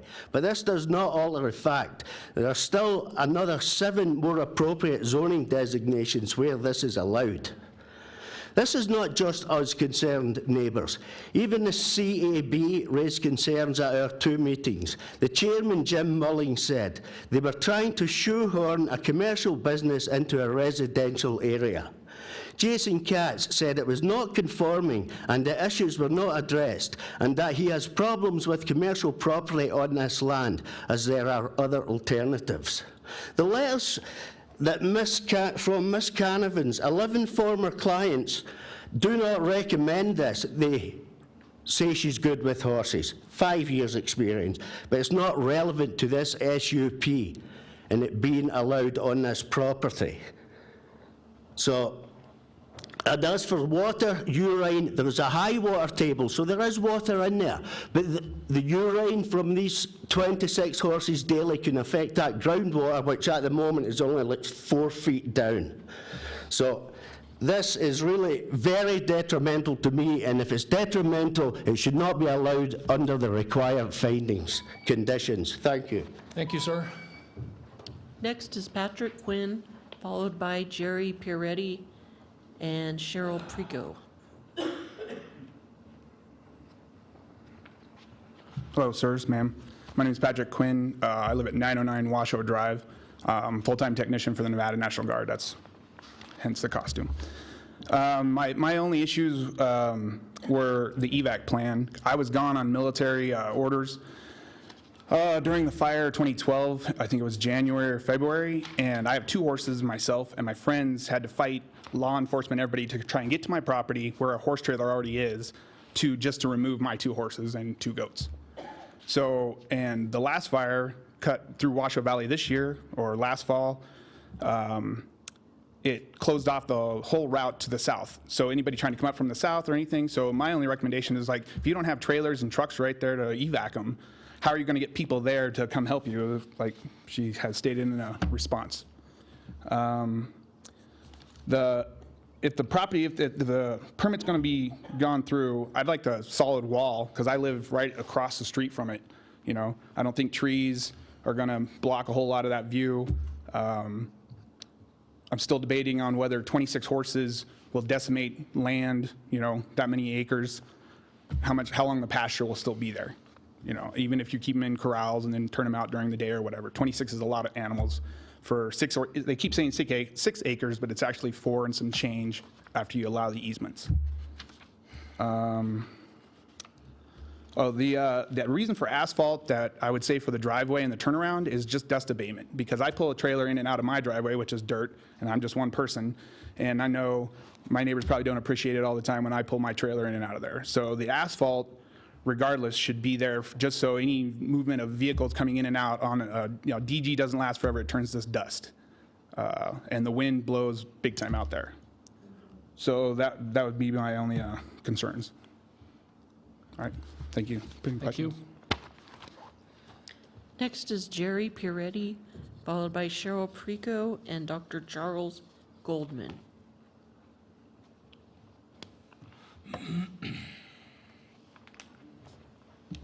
Hello, my name is Jerry Peretti. My wife and I live at 905 Washoe Drive, which is directly across the street. If you're looking at your map, we're directly across the street from this proposed horse facility. My big question is, why in a residential neighborhood, this is residential, people come in and say, hey, I'll buy this 6 acres of land. It looks really, really good. I'll put a commercial business in here. Then all of a sudden, you know, it wrecks our neighborhood. Our neighborhood, you know, is great. I moved there 4 years ago. I retired. I looked at the zoning requirements before I bought the property. It says, hey, this is residential. Commercial is located on US 395A, you know, to the west of me. So now somebody says, hey, look at this. There's 6 acres of land here. Let's put a commercial venture on here. Doesn't that really ruin the neighborhood? We have to look at that in general. Does this set a precedent for this whole area that I'm living in with the 50 houses or so that make up this old Washoe City that we live in? Well, other commercial ventures go in. I've heard things going on down the street that somebody wants to put in some buildings and then do work inside those buildings and make another commercial venture. So what's going to happen? Are we going to have one here, and then somebody else say, I'm going to sell my property because, hey, guess what? We can get an SUP for this particular commercial venture. It just seems ridiculous to me. So, and then, like I say, 26 horses, the pasture. I've witnessed a new resident over on Viola Drive, which is just, I don't know, maybe a quarter mile away from my house. He put 4 horses on 1 acre. That acre is almost decimated. He had to take those horses off, ask his neighbors to put them on different little areas so he didn't lose his pasture. I don't know. Like I say, I'm just sort of disgusted with this. Are we going to lose our nice area that we have out there? That's basically all I have to say. Thank you. Next is Cheryl Preco, followed by Dr. Charles Goldman and Cynthia Hahn.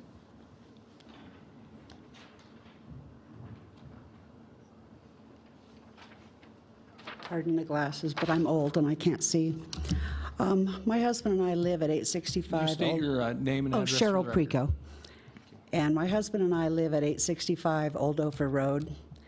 The actual address for this proposed property is 920, so we're right across the street and slightly west. If you remember the picture that was up here with all the green trees, that's my property. My trees are probably 6 feet apart. I have block walls because the wind in Washoe Valley whips like no other. I have a 130-mile-an-hour roof on my barn, although I don't have any horses. My other roof was literally ripped off the top less than 3 years ago. I'm looking at temporary structures that don't appear to be cemented down. No one wants to put walls in. Now let's talk about health conditions. My husband, as well as Davey over here and a few other neighbors that I can mention, has COPD. With the addition of 26 horses across the street, he will very likely now experience acute exacerbation of that COPD, which is a sudden worsening of his symptoms that can last for several days, require medication that he doesn't currently have to take. Typically, airway inflammation is increased during that exacerbation. It results in hyperinflation, reduced expiratory airflow, and decreased gas exchange. These are not great things when you're retired. My husband's a Vietnam vet. We bought this home for our enjoyment. There are many pieces of property in Washoe Valley, on the other side of the lake, that'll accommodate 26 horses. We didn't come in and say, we're going to buy this property next to this piece of commercial property. It wasn't there. It wasn't going to be there. I don't know Leanne. I can say that she's never taken a time to walk over, knock on my door, ask me one question, ask me what I thought about any of this. I'd also like to say that I've read the 11 letters that are in favor of this, all of them from boarders of hers. They all have nothing but the highest regard for her ability to care for horses. And I don't doubt that. But this isn't about her ability to care for horses. Not one of these people lives in my neighborhood. Not one of these people is going to have this building across the street from them. Originally, she wasn't even going to live on site. Suddenly, we have an amendment saying now I will live on site. But you're not going to be there 24/7. We had 2 fires since I've been here, and I'll tell you what, it took me 15 minutes to get 1,200 feet down my own street because of the fire trucks and the emergency vehicles. How are you going to get these horses out? You're going to air vac them out? Or do we just all sit there and listen to them burn to death? Fire is inevitable, and it comes from that end of her property across it. That's really all I have to say at this point. Thank you. Thank you. Next is Dr. Charles Goldman, followed by Cynthia Hahn and Dave Gilbert. I'm Charles Goldman, retired water quality professor from the University of California at Davis. I taught there 52 years and currently an adjunct professor at UNR. We're facing a world water crisis, and this project fits right into the crisis problems associated with manure. I did some calculations. It's 1,800 pounds of manure a day. That's an accumulation of 12,600 pounds per week if it were removed once a week. Unfortunately, a lot of this is going to be scattered on the pasture. We have a very high water table. I moved recently to Old Oper Road right at the end on the grounds that it was a residential area where people kept a horse or two.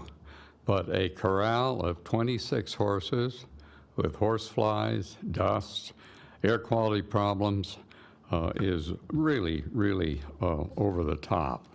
Kind of a rhetorical question. Would any of you permit a 26 horse corral next to your own property? Water pollution and pathogens has been a lot of my work over the years. I've worked on every continent. I was director of the Tahoe Research Group for 52 years. And one of the things that we acquired early in Tahoe history was removing cattle grazing and associated horses from the Tahoe Basin. We did that over 40 years ago because of the pollution to the lake that would occur if grazing, which was then in place in the basin, were continued. I published 3 papers recently with Dr. Robert Derlett, an expert on wilderness medicine and water pollution in the High Sierra. It's a very serious problem magnified by our general shortage of water, not only in Nevada. When the drought comes again, our wells, I was dealing with projects this summer where the wells were sucking air because the groundwater levels have dropped. Right now, if there were cattle on those on that acreage, which would only be 0.17 acres per horse, they'd be hoof deep in water and manure with surface overflow. Thank Sir, I you. need you to wrap up or finish it up real quick, or thank you. Sounds like you're done, pretty much. Yeah. Anyway, let me end up by saying I oppose this on environmental reasons, as well as my own personal interest in living in a quiet Thank you. residential community. Thank you. Next is Cynthia Hahn, followed by Dave Gilbert and Susan Malby Mead. I have a question before I begin for the board. We submitted letters and a petition signed by 42 people in the neighborhood. Will these all be read before you make your decision? The records are submitted to the clerk. Those copies are provided to the board. There is no requirement to read them. They are a part of the public record. Okay, all right. First, I'd like to say that I have a question for the board. What's more important to the board, people or horses? There is a nuisance in fact by putting 26 horses on what will be left of basically 4.5 acres. There is a Nevada Supreme Court case, Sowers versus Forest Hills subdivision, where a windmill generating electricity was not allowed to be put in, even though under Nevada statute, it's encouraged.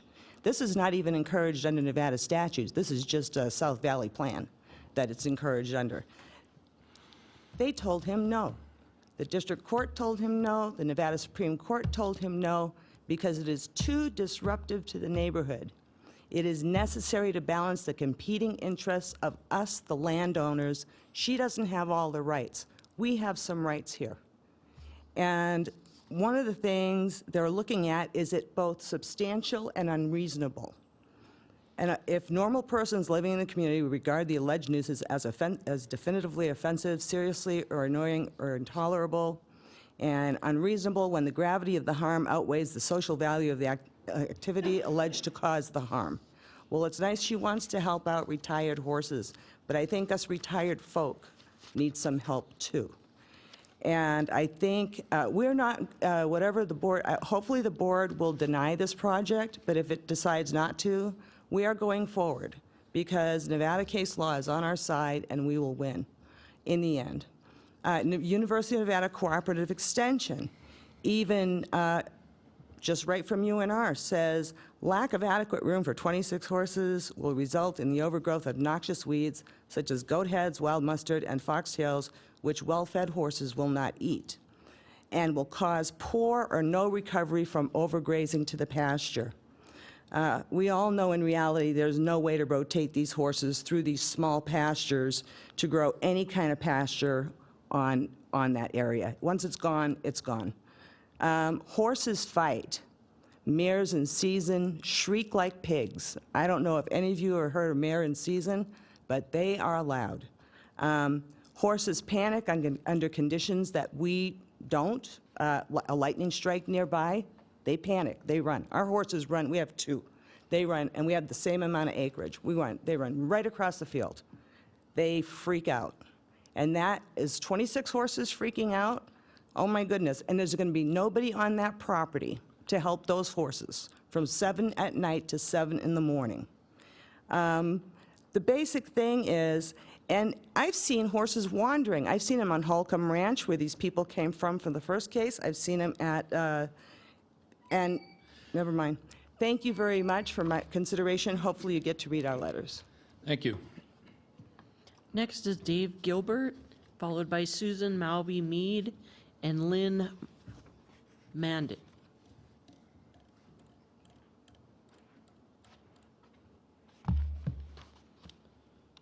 Howdy. My name's Dave Gilbert. I'm just to let you know where I come from, I'm a retired Las Vegas Metropolitan police officer, detective, ex-Special Forces guy in 10th Special Forces Group. Hats off back there to the man from the 10th Mountain Division. I value my integrity. I hold it at a very high state. Everything I say is something that I know personally. I'm here to talk about the character and the integrity of Leanne Canavan. I met Leanne when my wife and I moved up here from the Vegas area. We were building a home at the time up there in the Highlands.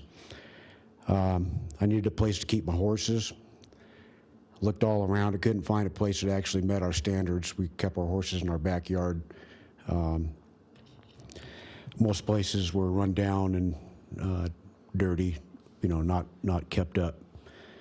We happened to see this place across the road from our storage unit there off of 395 down by Steamboat Springs. Went in there and we met Leanne. The facility that she had was extremely well organized and clean. I immediately noticed that there weren't a lot of flies. There wasn't a lot of dust flying around. She had quite a few horses that were there. I couldn't tell you exactly how many, but the level of cleanliness was something remarkable to me. Also, she was on site. We asked Leanne if we can keep our horses there, and she graciously accepted our request. She asked if we could supply vet records and shot records to make sure our horses weren't bringing any diseases with them. Anyway, Joe and Blue have been there for a while. I've known Leanne for about a year. I've read most of the letters for and against Leanne's application. I concur with the letters in support. For those folks who are not in support of her application, you know, I'd be concerned also if I didn't know the character of the person that was coming to, you know, apply for this application. But I do know Leanne, and I know her character and her standards. I observed her for a year and have seen her facility has been and continues to be very clean and well organized. I've also observed that Leanne actively cares about it. Thank you. Thanks. Next is Thank you. Susan Malby Mead, followed by Lynn Ment.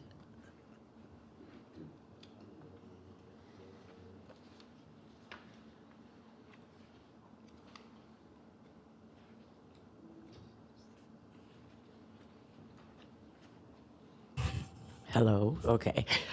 My name is Susan Malby Mead. I have lived in this neighborhood for almost 30 years. I lived in Washoe Valley for 25 years. I understand their concerns, but I also understand what it means to have a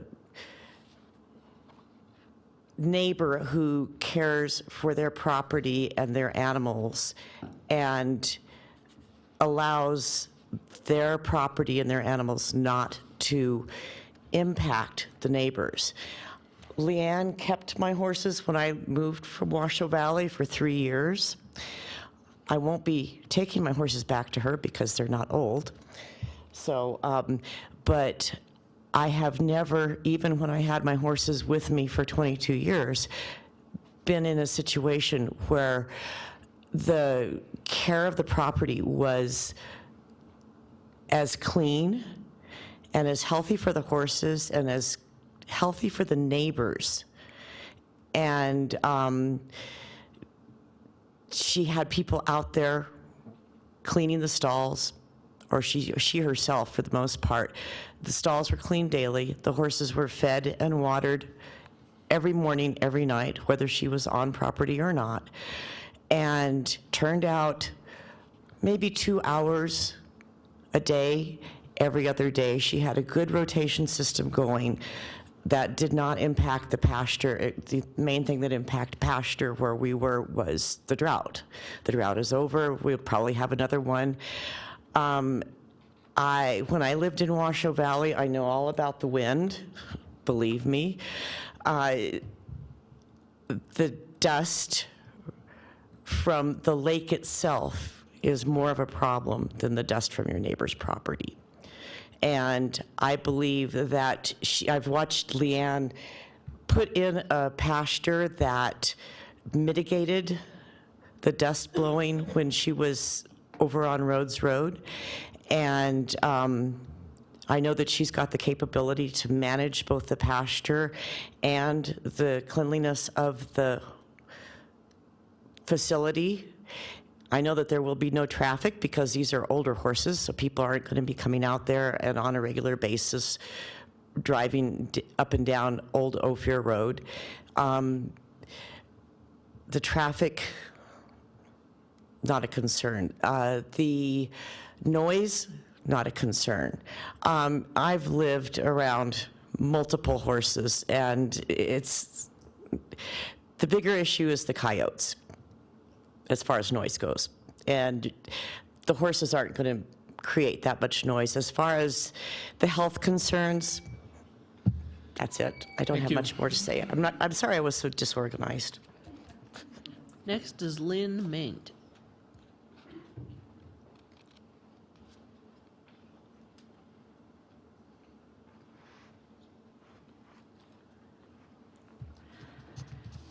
Board of Adjustment members, thank you for having this SUP hearing. My name is Lynn Munt. Your name? Lynn Munt. Thank you. And my address is 14010 Whites Creek Lane. I'm a horse owner, but I've lived in the neighborhood for quite a while. One of the things that distresses me is the use of the word commercial for this particular use. It's commercial because she will accept money for taking very good care of these retired horses. Other than that, it is not commercial in that people won't be coming to the property, they won't be visiting. By and large, this isn't like any commercial operation. The horses are not commercial, they're being taken care of. It's more of a caregiving. And I think it's important that it's understood that the SUP, the equine facility is allowed with this zoning, and the SUP is for conditions to be placed on it so that it isn't detrimental. And certainly in the findings, they found that it is not detrimental, and 3 pages of conditions make sure that it isn't. Another thing that I hear people concerned about are the number of horses. Currently, Leanne has 30, or she did until she had to move a bunch. She had 30 horses on a site the same size. They were well taken care of. There was no smell. There was no fly problem. There was no disease.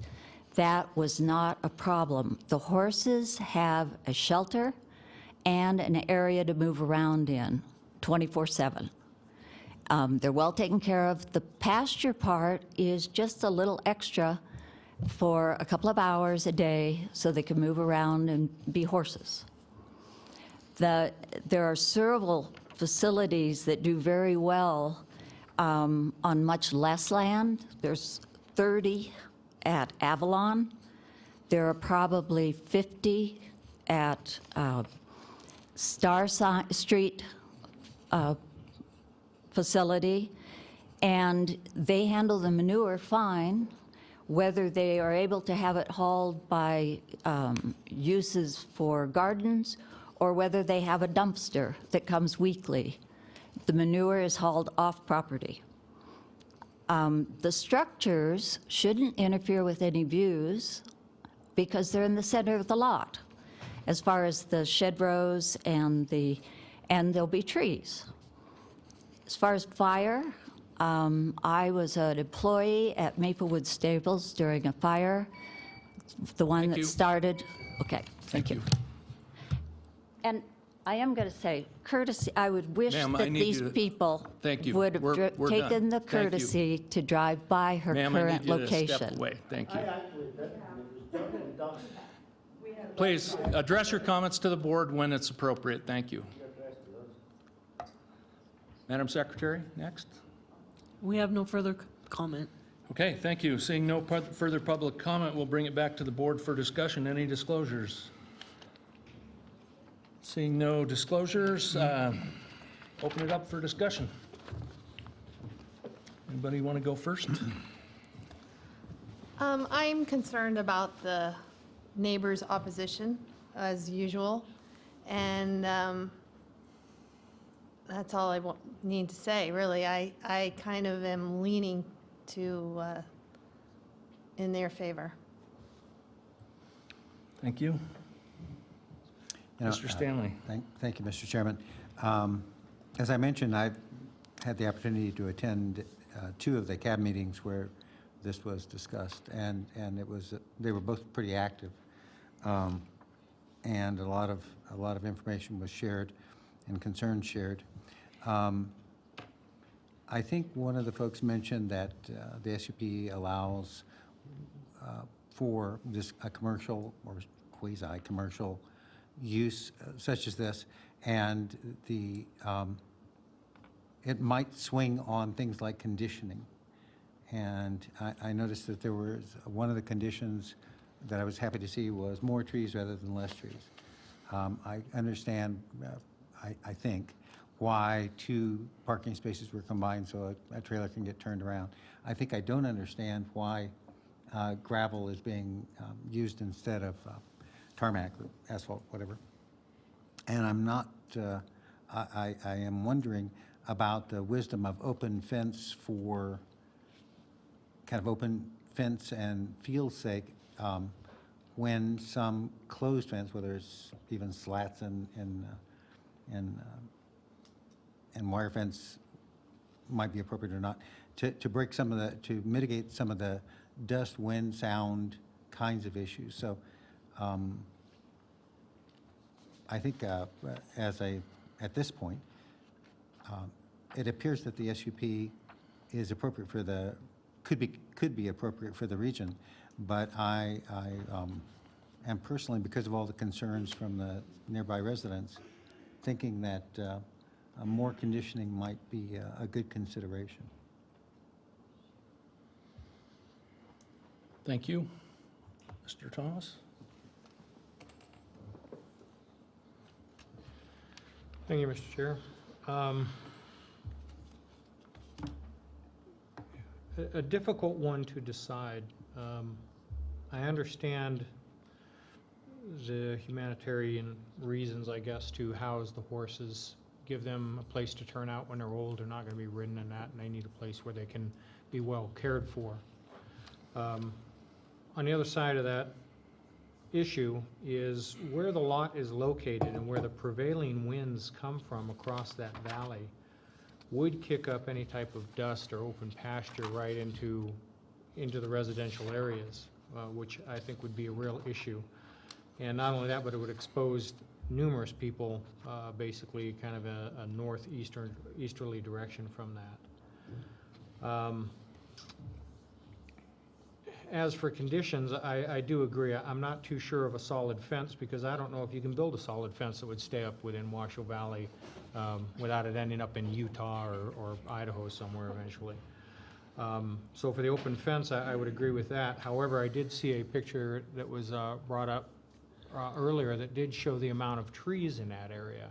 And I do think that the more trees you have, the more it would mitigate any type of dust being blown into the development, and also block the view from your neighbors having to look at a bunch of 26 horses sitting in a pasture. I do have, I guess, one question I have is why are we at the number of 20?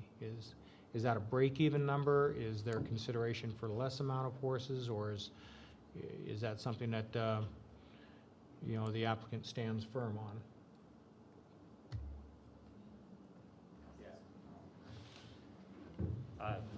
Yeah, that's basically for business purposes. And she's had experience with this many horses on that much acreage before, so. Anyway, those are my issues. Thank you, Mr. Thomas. We've had a number of folks from both sides address the issue today, and had a number of folks attest to Ms. Canavan's character and her work ethic, but that's not what we're here to talk about. What we're here to talk about is what this permit is all about. And it's not a question of integrity or work ethic or Ms. Canavan's character. What I am struggling with is I cannot make the findings that we need to make to approve this permit. I think the site is too small for the intensive use. I think that it is very detrimental to the character of the neighborhood, and it will have a significantly negative impact on the character of the community of the whole. And it's not consistent in my mind with the South Valley's area plan. So that's where I'm at. Mr. Lawrence? Yeah, thank you, Mr. Chair. It's the age-old issue of commercial versus residential once again has raised its ugly head. We've had projects like this before. I remember one before, they wanted to put 50 horses on, I believe it was 10 or 15 acres, 10 or 12 acres out in Spanish Springs. And one of the oppositions I had to that is I felt it was an abuse of a privilege. Sure, people have horses out there. You have an acre or two, you have 1 or 2 horses. That's great, good, it's nice to have horses. But when we start concentrating these animals, other things come into my mind, such as what I raised at the last meeting was the nitrate loading from concentrated animal feeding operations and shallow water tables. And I'm sure Dr. Goldman probably knows quite a bit about that. I am a student of that, and I do understand the problems with nitrate issues and things in shallow groundwater tables, and I believe that's going to be on our docket here pretty soon. So I have a concern with that. The biggest concern right now that's driving me is the dust issue. 26 horses are going to masticate that soil seriously over time, especially during drought cycles, which we have. Old 395 is right there in front of that property. And when the wind blows and that dust picks up, which we know it's going to do, there's a good chance that it can block out. People drive through that dust, they can't see anything. I was stuck in this in Winnemucca one time from a field that was actually farmed. There were 6 deaths caused by that dust issue. It was granted a larger area. It was probably 60 acres, but they had plowed it at the wrong time. The soil was too dry. The wind came up, and there was a huge collision on Interstate 80. This was 3 years ago in Winnemucca. So I have to say that given what we've heard today here and my concerns with this project, I would have to say that I am not in support of it at this time. Thank you, Mr. Lawrence. Any further discussion? Is there a zoning that allows for this kind of activity without a special use permit? Actually, if you, for the board members, if you look inside the packet, I was just looking at it, and of course, I just closed it when you asked that question. It's in Exhibit C. Attachment 1 to Exhibit C is actually from the application. It's an extract of the code where it talks about commercial stables. It's a full page right here. Looks suspiciously like this. And it's actually partially on the screen, the top part of it. If you look in the screen right now on the overhead, it's up there also, but the full table is here. And so the answer to your question is, for commercial stables, no, that all regulatory zones require a special use permit. Where that's required to break the code for the people in the audience, LDR is really 10-acre lots, MDR is 5-acre, HDR is 2.5 acre, LDS is basically acre. Skip over, TC is tourist commercial, PR is parks and recreation, GR is general rural, GRA is general agricultural, that's up in the Warm Springs Valley area. Those are both 40-acre parcels. However, all of those require a special use permit granted by this board. And Christina, if I could also respond a little bit. The fact that the applicant would be accepting money on a commercial basis is the reason for the special use permit. If an applicant, we don't have a restriction on the number of horses. If you have a residence and you just want to keep any number of horses, then you're allowed to. But because they're accepting money, it becomes a commercial operation. I guess I'll clarify that. No restriction on parcels 1 acre in size or larger, as long as the horses are being maintained according to the County Code chapter on cruelty to animals and, of course, the County Health District regulations. Thank you, Mr. Webb. Further discussion? Mr. Thomas. Mr. Webb, for just a point of clarification, so if I had 26 horses on that acreage out there and they were all my own, I wouldn't have to have a special use permit? Correct. They're personally owned horses. You could have any number of horses as long as they don't cause a problem with cruelty to animals or health district concerns. Thank you. If I may? Mr. Yes, Chairman? Mr. Stanley. Question for Mr. Lloyd, please. And it's, again, a point of clarification and to further what Mr. Thomas was asking. If, rather than the ownership, if no money were changing hands, no matter who owned the horses, then an SUP under this, under the current zoning would not be required? If it were non-commercial, as opposed to... If I could jump in, because I deal with the business license regulations, money does not have to change hands as long as there is a public offer for taking care of other people's horses, even if it happens to be that I'm giving you hay or providing my own feed. That's still offering a service, which is classified as a business. Thank you. Anyone else? Any other discussion? Seeing no further discussion, the chair will entertain a motion.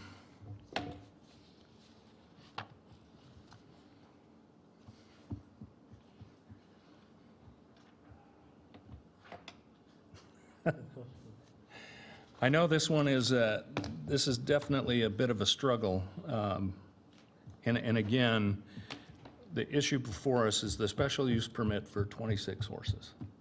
That is what we are deciding. It's not a matter of whether we're privately owned and 26 horses. We are deciding a special use permit today for those 26 horses. That's the matter before us today. That's what we have to decide. I'm ready to make a motion. Okay, Ms. Hill. I'll give it a stab at it. I move that after giving reasoned consideration to the information contained in the staff report and received during the public hearing, the Washoe County Board of Adjustments denies special use permit case number WSUP 170005 for Leanne Canavan, period. If the maker of the motion can specify which findings Well, she is yes, unable to make. because I can't make the required findings due to site suitability and issue not detrimental. If you could. Issuance not If you could elaborate just a little bit for. Yeah, I feel that the site is in a residential area, that many of the neighbors have been in opposition to this proposal, and also it seems detrimental to the public health and safety if there was to be an evacuation in an area prone to fires. To remove those horses would be detrimental to the flow of traffic in an evacuation situation. Thank you. We have a motion. Is there a second? Second. Seconded by Mr. Lawrence. All in favor? Aye. Aye. Opposed? You know, I'm going to vote aye on this, but this is on the bubble, and I want to mention that I think the issue is around commercial horses. And I also think that the issue of all the opposition from the neighborhood has been taken into effect by this decision. So aye. Thank you, Mr. Stanley. Motion carries unanimously. Thank you. Thank you for your testimony today. We appreciate it. Mr. Webb, if you could do the appeal procedure, please. I actually read the appeal procedure, but zipping through here real quick because it's inside the staff report because I just gave it away. Half a sec. I'm going to get there. last page. The Board of Adjustments action is effective 10 calendar days after the written decision is filed with the Secretary of the Board and mailed to the applicant.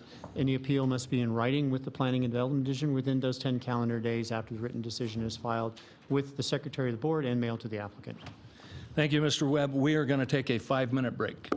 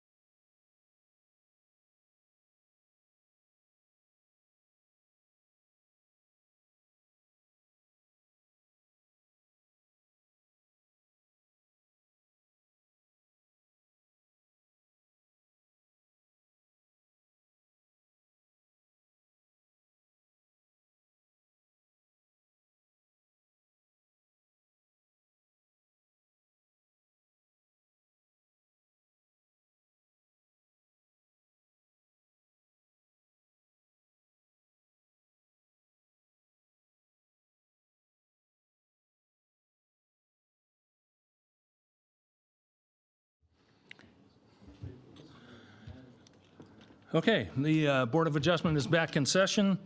Moving on with 9D, Administrative Permit Case Number WAdmin 17-0004, Classical Tahoe, and we have Mr. Pelham. And I believe I have a different PowerPoint.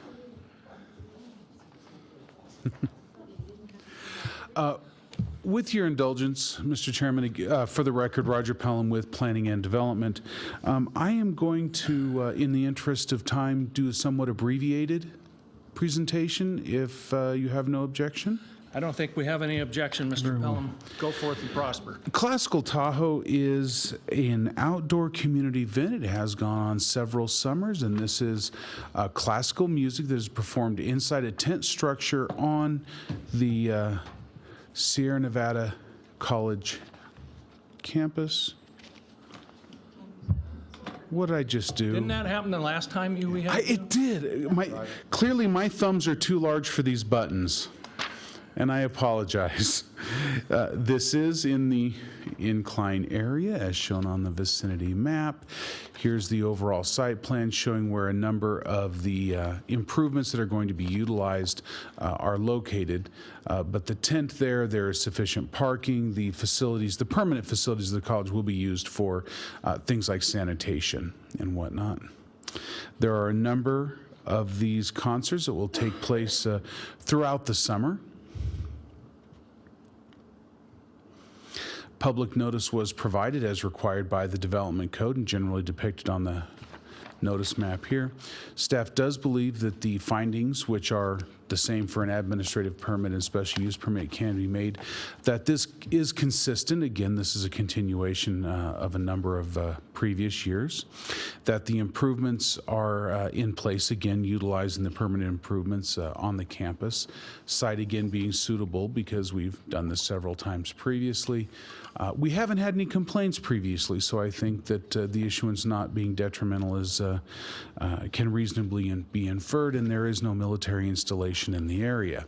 We did include the conditions of approval as necessary to ensure, again, compliance with health and safety and mitigation of impacts upon the surrounding area. And again, after that very, very brief rundown, I am available for any questions, but the motion, findings, and conditions are included in your staff report. Thank you, Mr. Pelham. Is this is the fourth year for this or fifth year? It is about that. Mr. Webb, this is the first year that I've processed it, several, more than one. I know we've heard it a number of times. Previously it was known as Lake Tahoe Summerfest. Yes. And so I was just asking that question. Anyone have any questions for Mr. Pelham? Okay. Is the applicant here, and do they wish to speak? I don't think so. Okay, so Madam Secretary, 6 years. Okay, I knew I'd seen this a number of times, so thank you, Mr. Webb. Madam Secretary, public comment. We have no requests. Wow, no request for public comment, good. So we'll bring it back to the board before we have any discussion, any disclosures. The only disclosure I have to make is I went to this last year and thoroughly enjoyed it. That's the only disclosure I can make. So, discussion. I'd like to make a motion. Ms. Hill.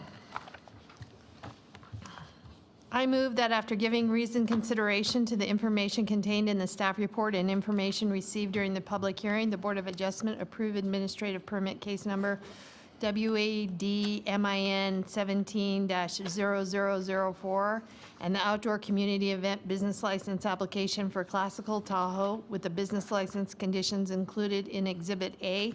For this matter, having made all relevant findings in accordance with Washoe County Code Section 110.808.25, I further move to authorize the Director of Planning and Development Division Community Services Department to issue the outdoor community event business license when all pre-event conditions have been met. Consistency, improvement, site suitability, and issuance not detrimental.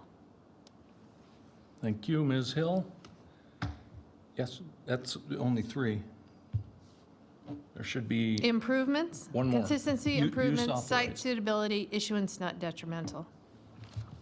Consistency improvements, that's the issues. I'm looking at the wrong one. Okay, we have a motion. Do we have a second? We do. Mr. Stanley, all in favor? Aye. Motion carries unanimously. Thank you. Moving on to item 9. Gotta make sure where we are here. 9E, variance case number WVAR 17-0002, Fisher Kent's front yard setback reduction. And again, Mr. Pelham. Good evening again, Mr. Chairman. Roger Pelham with Planning and Development. This variance request is to reduce the required front yard setback to facilitate the expansion of a dwelling which is currently under construction. There is a photo of the dwelling there. And this is to allow an overhang for essentially a front porch, a covered overhang, and then a decorative truss on the front of a garage. That truss is about 6 inches into the setback, and the overall encroachment of the overhang would be 9 feet 10 inches. This is in the Incline Village area, as shown on the vicinity map here. This is the site plan. The proposed area of encroachment are the clouded areas right there to the front of the structure. That would be the left-hand side of this site plan. And this colored area simply, or the colored graphic, I should say, simply shows a little bit better. The orange being the decorative truss and the pink being the covered overhang, and the yellow, or as it's displayed, perhaps green line, being the required 20-foot setback. Again, here's a photo. You can see those trusses sort of sticking out the front of the structure where the additional overhang would be constructed if this variance is approved. There it is again. Again, here is a side view from the application itself showing the proposed covered entryway. And here is the front elevation. What's important to remember during the variance process is that analysis is limited to whether or not there are special circumstances available to the, I should say, that exist on the property that sort of force the variance request. Those special circumstances are included in our code, essentially verbatim, out of state law, and really include only narrowness, shallowness, or shape, exceptional topographic conditions, or other extraordinary and exceptional situation or condition. In this case, there was a dwelling on the parcel. That dwelling has been demolished, and a new dwelling is currently being constructed. The applicants submitted a set of plans for a 3-story, 4-bedroom, 3-bath dwelling of approximately 4,795 square feet with a 3-car garage. And again, those plans have been approved and is currently under construction at this time. That in and of itself probably shows that special circumstances don't really exist that would sort of force the variance request. That being said, I'd like to go through each of those special circumstances and then my analysis. So exceptional narrowness. This is within the medium-density suburban zone. That minimum lot size is 12,000 square feet. The subject parcel is approximately 17,000. The minimum width is 80 feet. The subject parcel is approximately 140 in width. So I don't believe that it's exceptionally shallow, nor is it exceptionally, I'm sorry, that was narrow, shallow, the same thing again. That's approximately 120 feet. And again, the minimum dimension being 80 in the zone. Now, there is a substantial slope on the parcel, approximately 31% the way I looked at it. This is relatively common in the Tahoe area. And if there were other perhaps contributing factors, this might create a hardship. But given the fact that there was a dwelling, that dwelling was removed, and a new dwelling was essentially designed to fit the parcel and was approved, that indicates that the topography is not exceptional in such a way that would force the variance request. This is the subject parcel here, surrounded in green, and with other parcels surrounding it in that area. And the applicant did point out in their application that there are any number of other dwellings in that area that don't meet the front yard setback, and that's true. Some of them do, some of them don't. Whether those were constructed at some point in the past, whether they had a variance request, those variances, of course, would have been evaluated on their own merits, just as this one is being evaluated on its own merits. So the other extraordinary and exceptional situation or condition, the application basically states that they tried many different designs, none of which made practical or aesthetic sense given the height and other TRPA restrictions that we had to comply with. Well, TRPA height restrictions, we'll start with that. Those are consistent throughout the basin and therefore are not exceptional. Aesthetic sense, while I can certainly appreciate that it's certainly not one of the physical characteristics upon which the evaluation is made. And the practicality of the plan, I would say that perhaps that's not a limiting factor because, again, a dwelling has been approved and is under construction on the parcel at this time. So I was not able to identify any extraordinary or exceptional situation or condition. Public notice was provided as generally indicated on the overhead map here, and a list of those is available if necessary. Conditions of approval have not been included, again, because denial is recommended. So, based upon the findings, was unable to make the finding for special circumstance. I won't belabor that one. No detriment. Now, because there are no identifiable special circumstances applicable to the piece of property, granting the variance may create a detriment in that it would be impairing the intent and purpose of the development code, and that is that everyone generally have similar setbacks and comply more or less with the code across the board. Special privileges, again, without the finding that there are identifiable special circumstances, allowing construction within that front yard setback could be seen to be a special privilege. Use authorized, neither the decorative truss nor the covered entryway would be a special use. Those are both details that would be perfectly acceptable within the setback area. And again, there is no military installation in the area required to be noticed for the variance request. And if I've rushed just a bit, I'm trying to be responsive to your time. If you have any questions, I am available. Thank you, Mr. Pelham. Any questions for Mr. Pelham? Thank you. Seeing Thank no you. questions for Mr. Pelham, is the applicant present?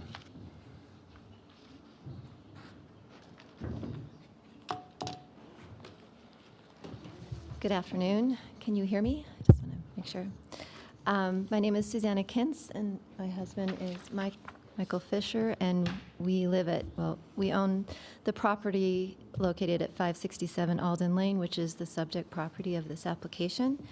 I first would like to thank all of you for your time and consideration of our application, and generally for the good work that you do for this county. And I'd also like to thank the staff for their time and consideration and for all the hard work that they do as well. Members of the board, as you heard, the underlying reason for their denial recommendation of the staff is the staff's finding of a lack of peculiar and exceptional practical difficulties to or exceptional and undue hardships upon the owner to comply with the 20-foot setback requirement. I respectfully submit that this board should reject the staff's recommendation of a denial and grant the variance for the following reasons. First, the staff's finding that there are no special circumstances, in particular, the lack of a particular and exceptional practical difficulties or exceptional and undue hardships, is inconsistent and irreconcilable with the staff's findings with respect to variance applications of similarly situated properties. And second, the denial of the variance by this board on the grounds of the inconsistent and irreconcilable findings of the staff would constitute an arbitrary and capricious action that would deny my husband and I, as the applicants, due process of law. The subject property, as you saw, is located in Incline Village. Like all the properties I will reference today, it has a 20-foot, it's subject to a 20-foot setback. The previous structure had a garage that sat completely within the 20-foot setback.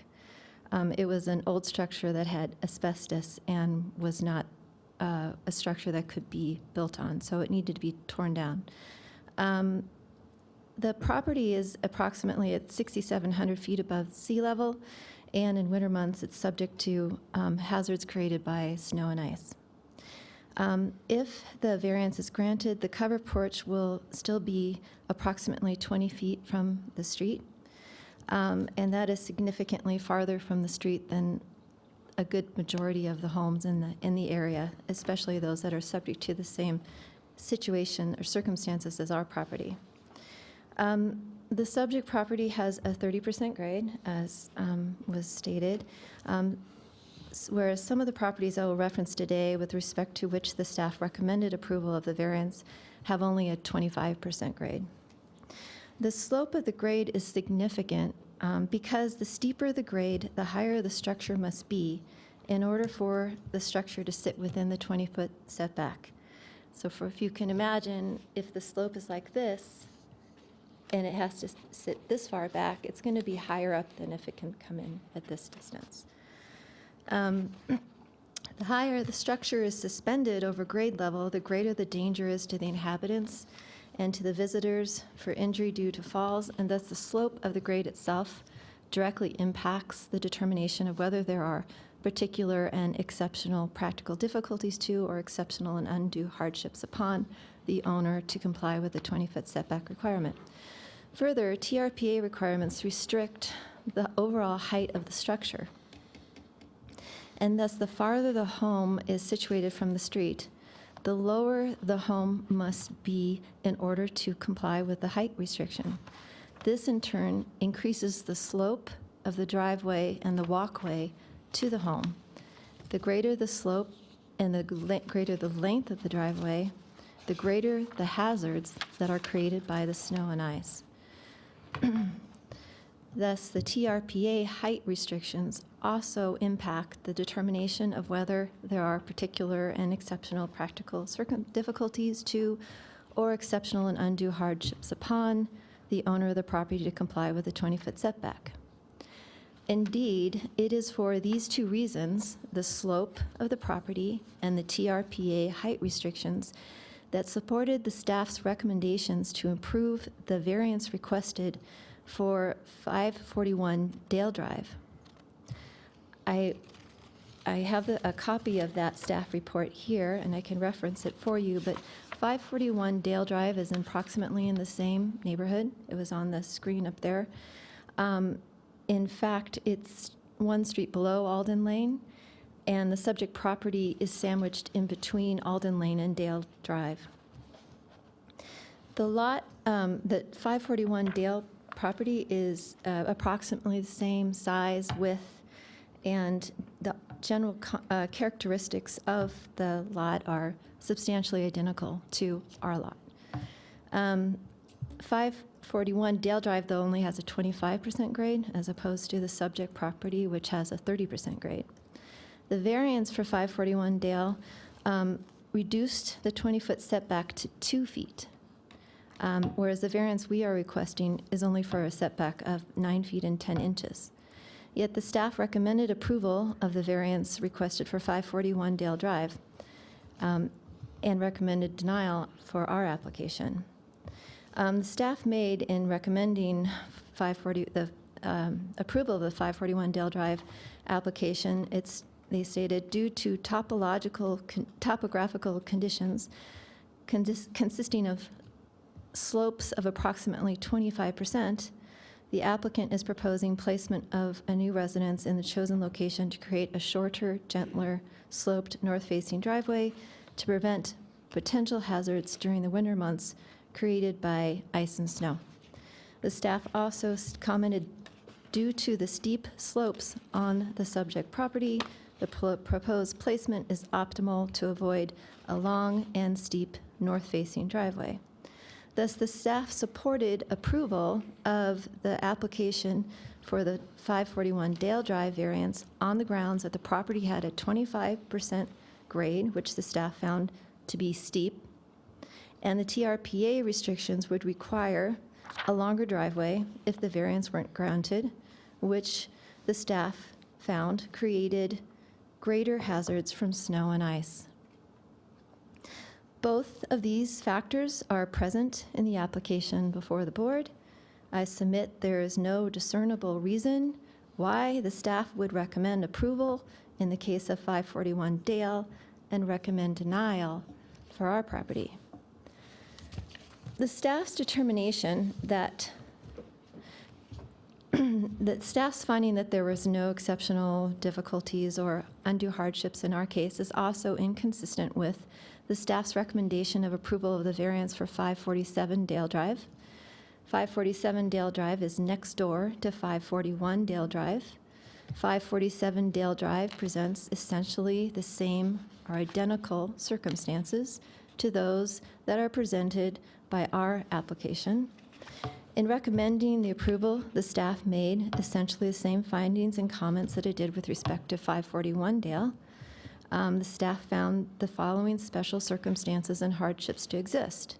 Due to slopes in excess of 25% and the Tahoe Regional Planning Agency tree retention requirement, the applicant is restricted in the placement of the new residence and garage.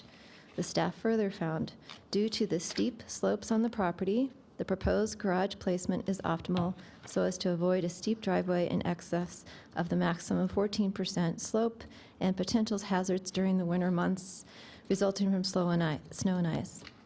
The subject property has a 30% grade, which is 20% steeper than 547 Dale and 541 Dale, and is subject to the same TRPA height restrictions and the same hazards caused by snow and ice.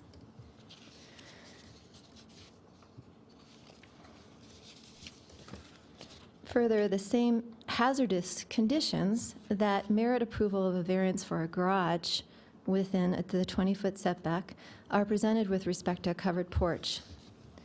Whether we are talking about a driveway or a walkway to a covered entrance to a home, the greater the length and the slope, the greater the hazards created by snow and ice. It's important to note that in recommending approval of the variances for 541 and 547 Dale Drive, the staff did not recommend limiting the variance to the garage, but rather recommended the variance for both the garage and the covered entry, as well as the home itself. Indeed, the Board of Commissioners has recognized that a covered porch is necessary to reduce the hazardous conditions caused by snow and ice in the incline area. I point your attention to the application submitted for 557 Dale Drive. In that case, the staff recommended denial of the application of a new entrance for the home within the setback for substantially the same or similar reasons for its recommendations of the denial for the subject property. In short, the staff dismissed the need for a covered structure to mitigate hazards caused by snow and ice.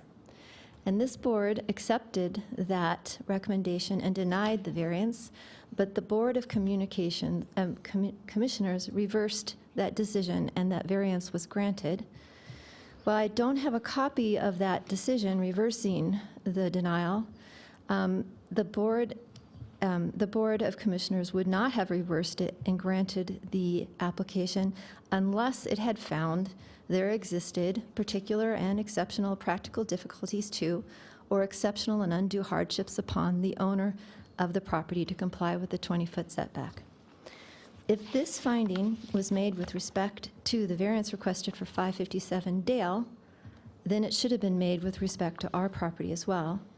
The distance from the street to the covered entrance for the 557 Dale Drive is 6 feet, whereas it's approximately 20 feet for ours. The walkway is flat for the 557 Dale Drive, where it's sloped for 567 Dale. Both properties are subject to the hazardous conditions caused by snow and ice. Both properties have steep slopes and are subject to TRPA restrictions. Sorry, I lost my place. Okay. The staff's recommendation of denial is also inconsistent with the variance granted for numerous other properties in the same area, including 569 Alden Drive, which is next door to our property. This structure sits well within the setback line. I venture to say it's within 5 or 6 feet of the street. The same is true for the following properties: 551 Dale, 553 Dale, 555 Dale, 557 Dale, and many other properties, including those that I provided pictures of in the application. All of these properties have structures that are significantly closer to the street than the subject property and have the same or similar slopes and are subject to the same TRPA restrictions and the same winter conditions. Members of the board, I submit that the only difference between the application for the subject property and the 541 Dale and 547 Dale Drive properties is the timing of when the application was submitted. In the case of the applications that were recommended for approval, the staff reviewed the application prior to the commencement of the new construction, whereas with regard to the subject property, the application was submitted after construction began. I submit the timing of the submission of the application should not affect the staff's finding. If there exists particular and exceptional practical difficulties or exceptional undue hardships upon the owner to comply with the 20-foot setback before construction began, it also exists after. In designing the new structure, Oh, and I also wanted to say, I believe that it was this finding that underlined the Commissioners, Board of Commissioners finding in reversing the denial of the application with respect to 551 Dale. In designing the new structure, we were faced with the same constraints as the owners of 541 Dale and 547 Dale, namely the steep slope, in fact, a steeper slope, TRP, height restrictions, and a potentially long and steep driveway. All of these hazards and restrictions were taken into consideration in the design and the placement of the home. And while we were able to position the garage within the 20-foot setback, we were not able to accommodate a covered porch. I personally designed the new structure, and I spent a significant amount of time trying to design a covered entry within the 20-foot setback. I even hired an architect, Dale Smith, to help me, and he was similarly unable to come up with a design that made any practical sense.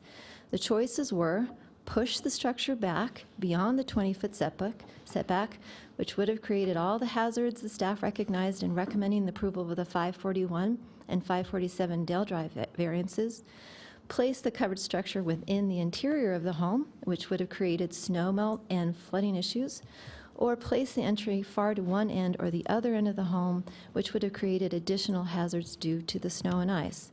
There was just no practical way to accommodate a covered porch within the constraints presented by the steep slope and the TRPA restrictions.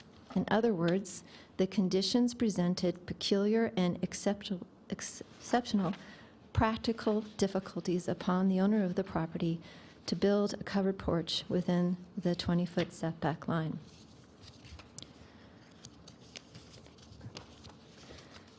My husband and I went forward with the construction without first getting a variance because it would have required waiting another season to start construction. We had sold our home and were, may I continue? Yeah, we'd like you to wrap it up, though, fairly quickly if you can. We were financing the expense of 2 homes at the same time. Further, we didn't feel we had a choice. Either the board would grant us a variance for the covered porch or we wouldn't get one. There was just no way, no practical way to design a covered porch with the constraints that we faced. We certainly did not mean to in any way disrespect the board or the importance of the work that it does by moving forward with the construction without first applying for the board. This discussion demonstrates that the staff's findings that there are no particular or exceptional circumstances justifying the variance is inconsistent and irreconcilable with the other recommendations that it's made. It's also inconsistent with the variances that have been granted for the properties that I have referenced today. A decision by this board, based on this unsupportable and inconsistent finding, would be arbitrary and capricious and would deny my husband and I due process. It's a fundamental principle of our system of law that people be held to the same rules of law. Ms. Kentz, I really need you to wrap it up, please. Just one more minute, or 30 seconds. There should not be arbitrary and capricious enforcement of these rules. Where 2 applications are granted for conditions that are identical to those presented here, the variance should be granted at all. Thank you. Thank you. Anyone have any questions for Ms. Kentz? Mr. Stanley? Ms. Yes, Kentz, can you step back up to the mic, please? To extend your time a bit. So you were aware at the beginning of the construction of your house or even in advance that a variance would be required? We knew we couldn't design a covered porch, and the only way to get a covered porch would be to get a variance. So we went ahead with the construction knowing either we were going to have a house without a covered porch, but the placement of the property was dictated by the same reasons the other properties were. We couldn't move it back, and we couldn't move it forward, and we couldn't incorporate a covered porch. There were other circumstances as well. There was existing 20-foot long, a 10-foot high existing retaining wall that, created further Thank you. problems. And follow-up question, if you don't mind, if I may? Yes, Mr. Stanley. Knowing that you needed a variance because you had no choice, at what point did you consult with Planner Pelham, and at what point further did you find that you in his opinion, in his findings, you were not meeting the requirements. I didn't know I was supposed to consult with him. I just filed an application for a variance. So can I address the first question first again? I understand this idea that since the building is already there, there's no longer a need for a variance. But that was the same situation in the 551 Dale Drive.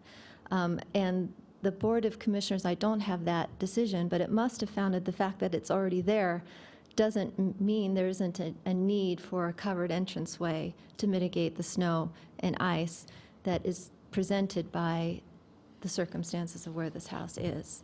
So I just want to address that. And then, did you want to say? Sure.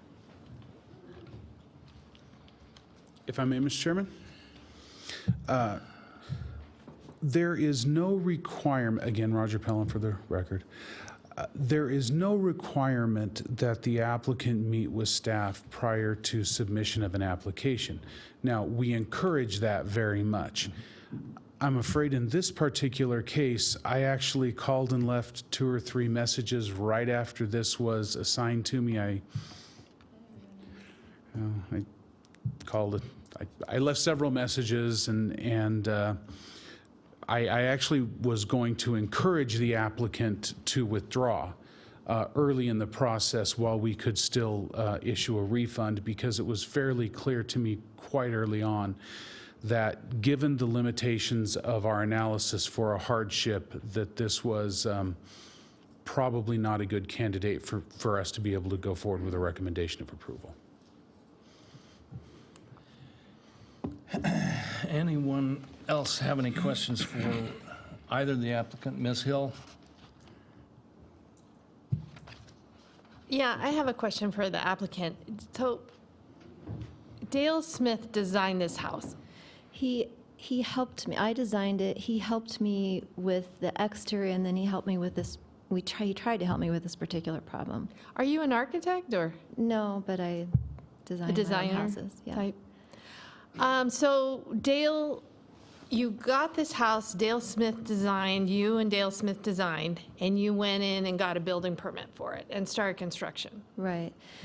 The process of getting the plans finalized took about 3 months longer than we had thought. We had thought there would be time to get a variance between the deadline for building in Incline Village, but unfortunately, I had hired someone to do the work for me, and he just wasn't able to deliver. And so we got up against the deadline, and so we had to go forward. But I want to say, if I could, I feel strongly that the fact that the building has already been, the permits were already approved, doesn't deflect in any way from whether or not the variance, the circumstances are, the findings should be made that the variance should be granted. And that, I With think, all due respect, we have to decide on this project alone, and we can't look at Dale Drive projects. We have no recollection of what those were and how that got decided, and with all that information you gave me, I mean, there's no plans to look at, the history of the dates, and were we involved in that, and then it went to Planning Commission and they approved it, or something like that. You have that appeal process as well. So, we're just looking at your property. Right, And you but- can't really compare it to other properties in the neighborhood. well, I mean, it will be one of the things that is looked at if it does go on to appeal, whether or not this decision is inconsistent with other decisions, and that's why I brought it to your attention. But the point I was trying to make was we weren't able to work within the 20-foot setback line and create the structure that was, they were able to, the other projects were able to create with the variance. So the issue is whether the conditions are present that you can't achieve, what you would want to achieve, which is something that, somehow mitigates the damage, the hazards from snow and ice. So we went forward. The fact that we went forward doesn't mean that those extension or circumstances aren't there. They're there because it's, you have to take my word for it, but I can show you the applications and you can look at them. Those properties I mentioned are basically identical in the circumstances that we were presented with. And the fact that we went ahead and got a permit to build it without a front porch, hoping that we could come back and get a variance to cover it, doesn't take away from those. We had the same constraints that they had, and we did the best we could to work within those constraints. But that doesn't mean that we shouldn't be able to have the benefit of a variance when our neighbors who had exactly the same circumstances were able to get one. Thank you. Anyone else? Mr. Thomas? Yes. Ma'am, you can come back up. I'll make this quick, I hope. Help me understand this process. You bought the property, there was a house on it.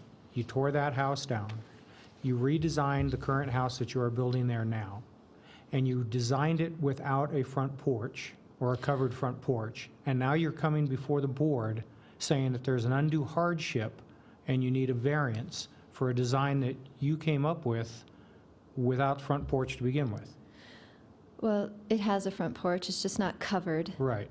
And yes, I have undue hardship in that I can't get a covered front porch within the 20-foot setback line.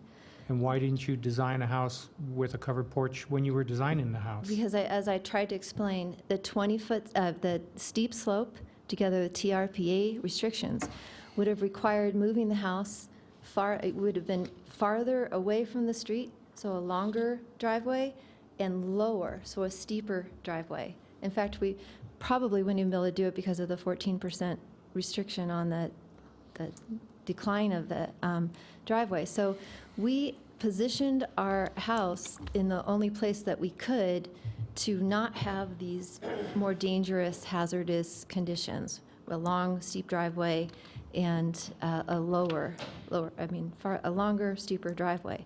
So what we did was try to do the best that we can to work within the setback, but we couldn't come up with a design that had a covered porch. So that means that it's exposed to the rain, the snow, the ice. It's the entrance, the covered entrance is farther away from the street. And so we have a situation where we have a more dangerous walk to our front porch than other people who are in exactly the same situation as us. Those variances, like I said, they didn't just grant the variance for the garage. They granted it for the structure itself. Even beyond the covered entranceway is within their setback lines on at least the 547 Dale Drive one. So the fact that we're coming after the fact shouldn't, mean that we don't have the same extingent circumstances. We do. And the result was we weren't able to get a covered front porch. They do have a covered front porch.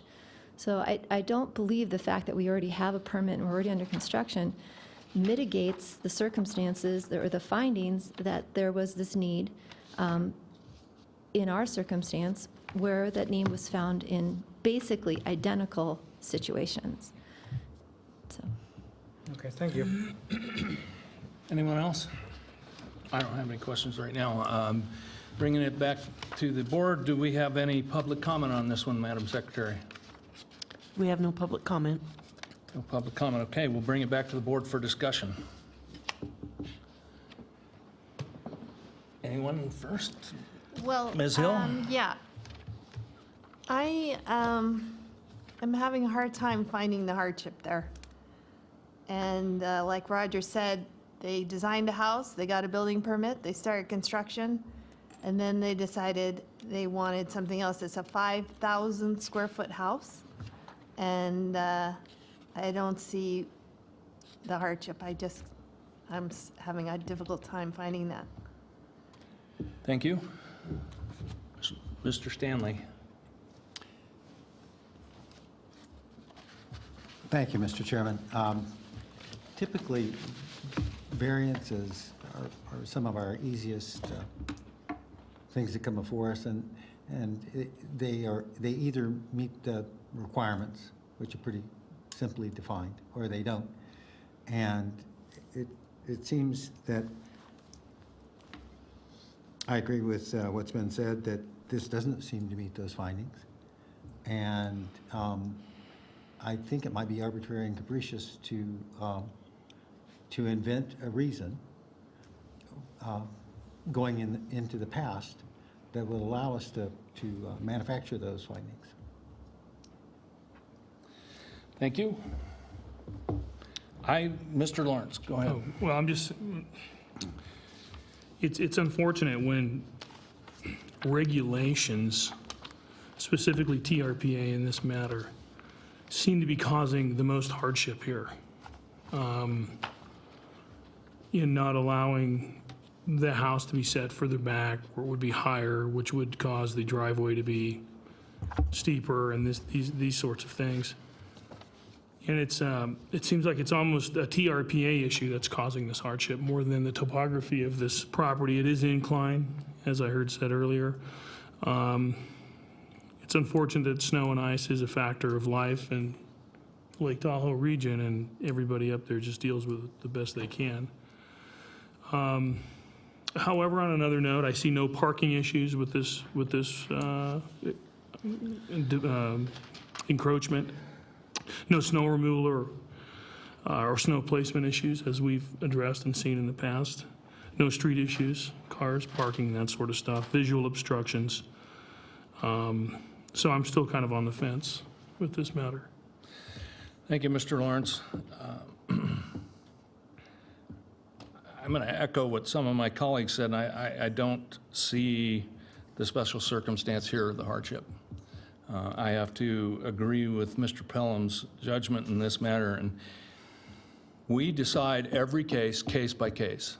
We do not consider what was done 1,000,000 times before or 100 times before or what your neighbor has. We decide each individual case on its own merits, and you are well within your rights to appeal that. So that's all I have to say. So the chair will entertain a motion.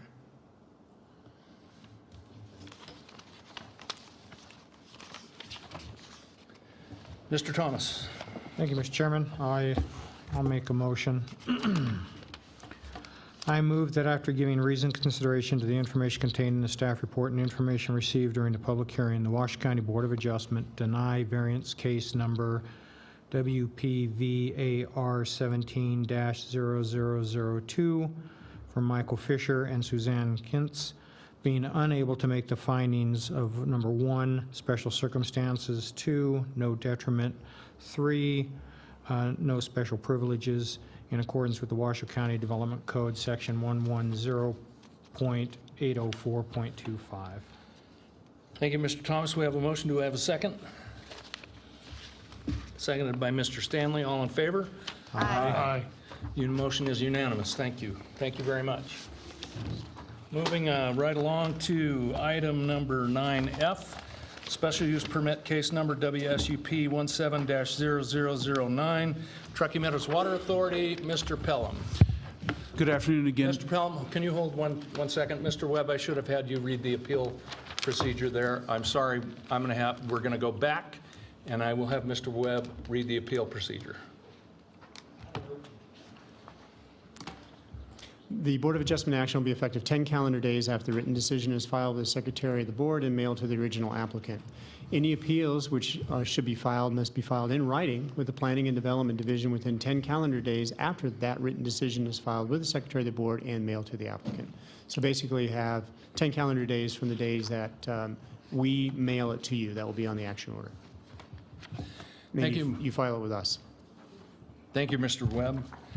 Now we will move on to 9F, special use permit case number WSUP 17-0009, Truckee Meadows Water Authority. Mr. Pelham, you have the floor. Thank you very much again, Mr. Chairman. Special use permit case number WSUP 17-0009 is a request by TUMWA for a short-term facility. They are going to test a new process to clean water. And I am going to, again, in the interest of time, can you please hit the next slide, please? I've been outsmarted by a remote control. I apologize. This is an existing well facility. It is in the Spanish Springs area. The new test facility that they propose is a small tent. They would set up this machinery inside the tent. It would be adjacent to, you can't get it to go forward either, Kathy? There we go. Thank you. And next slide, please. Again, the temporary facility would be within the tent. There are a number of conditions of approval that have been placed on it. We'd like some fencing around it to sort of screen it. We're going to keep the parking on the subject site, not out on the street. The color of the temporary membrane structure, the tent that is, would be brown or tan. Let it sort of blend in with the surrounding area. Again, we have the vicinity map here now. This is south of Eagle Canyon and west of Pyramid Highway.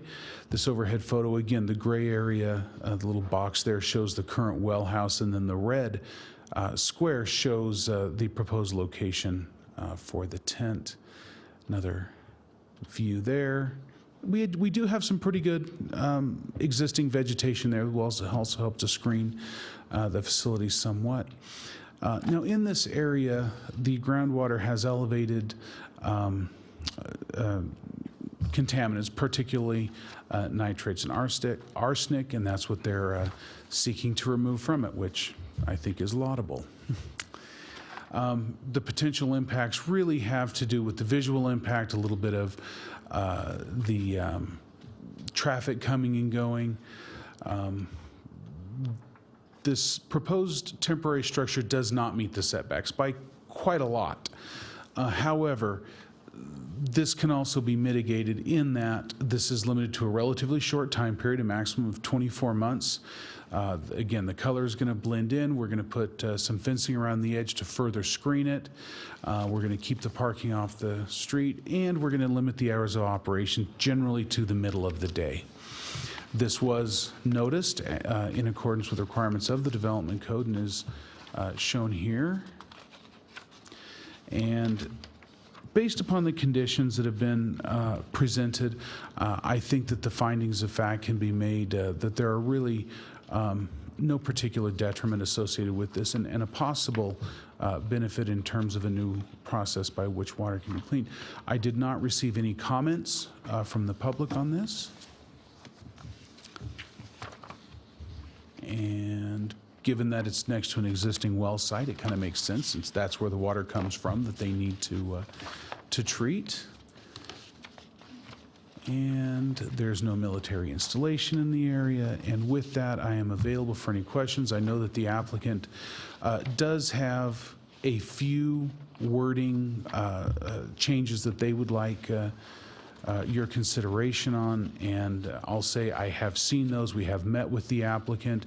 They are minor changes just to deal with sort of what-if situations or unforeseen circumstances, and unless something has radically changed since yesterday, staff really has no objections to the modified conditions that the applicant will be presenting. With that, I'm available for any questions you might have. Thank you, Mr. Pelham. Any questions for Mr. Pelham? Thank you. I have a question, but it's probably for the applicant. So, thank you. Thanks, Roger. If we can have the applicant. Go for it. Let me grab my PowerPoint real quick. So for the record, Angela Foos with Loomis Engineering, here today on behalf of Tamwa, the owner and applicant of this property. We do have a couple minor changes to the conditions. Just real quick on this project. So for the last 15 years or so, we've seen elevated levels of nitrates and arsenic in this well water. This is a problem not unique just to this well, but the Spanish Springs in general. So this is not an actively used well site. The property is owned by Tamwa, so they currently have access to this site 24 hours a day. There is no existing special use permit connected to this property. It was pretty much a property that Washoe County had when it was under Washoe County Water Resources. When the two merged, it became Tamwa's site. So As part of that, we are going through this request, special use permit request for a temporary use.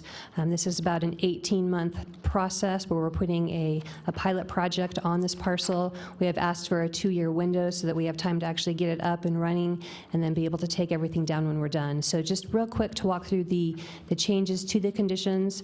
Item 1C4 has to do with a requirement that District Health has to approve a water project.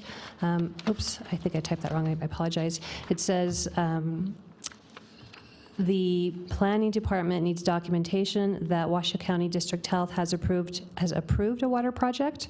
We want to change that to submitted a water project.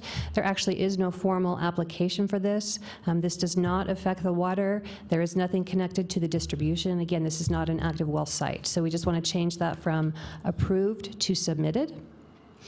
The next one, item 1CF, has to do with fencing. And I'm going to attempt to move the slide if it will let me. Great. So right now, the condition is written so that we install an 8-foot tall fence with slats all the way around the property. We would like to change that so that we install and construct just an 8-foot tall fence on the front of the property, and we'll walk through real quick why. So this is the front view. This is where we will actually be putting an 8-foot tall fence with slats so that it would be screening the property. On the south side of the property, you can see there is an existing 6-foot fence near the neighbor, and then there's a pretty wide gap and some actually grade change to the property. And beyond that, there's some significant mature landscaping. So to put in an 8-foot tall fence, it's a property that's already screened because of the landscaping, so we feel that that wouldn't really be warranted. On the west side, this is the back side, similar to the last case where there's already a 6-foot tall solid wood fence and mature landscaping. So again, it's not really warranted to put in an 8-foot fence with slats. And then on the north side, so again, very tall trees, already an existing fence. If we were to put in an 8-foot fence, I don't think anyone would actually see the fence because of the mature landscaping. So we're just asking, again, to amend that one condition to change the fence requirement. Instead of putting an 8-foot tall fence all the way around the property, just putting in an 8-foot tall fence on the front of the property. And then the other 3 conditions, items C1J, C1K, and C1L, have to do with construction hours and hours of operation. So this is a facility that it's basically just a monitoring facility. So we'll have 1 TUMWA staff going to the site an hour or 2, maybe 3 a day as needed, just to monitor. So they're not doing any, there's no noise generated, there's no activity generated outside of the tent. So we are limited in the hours that they can be there. We wanted to put in an exception to say that if there's an emergency situation and staff needs to be there outside of those hours, including Monday through Friday, maybe before 8, after 5, and on weekends between the hours of 10 to 3 p.m. they're allowed, but beyond that, if there's some unusual circumstance where they need to be there, we'd like that flexibility. Again, we don't anticipate there's ever going to be a need, but we wanted to make sure that we can still comply with these regulations, and so we've asked for that extra language just to be added. And with that, we are in agreement with the rest of the conditions, excluding these few that I've outlined above.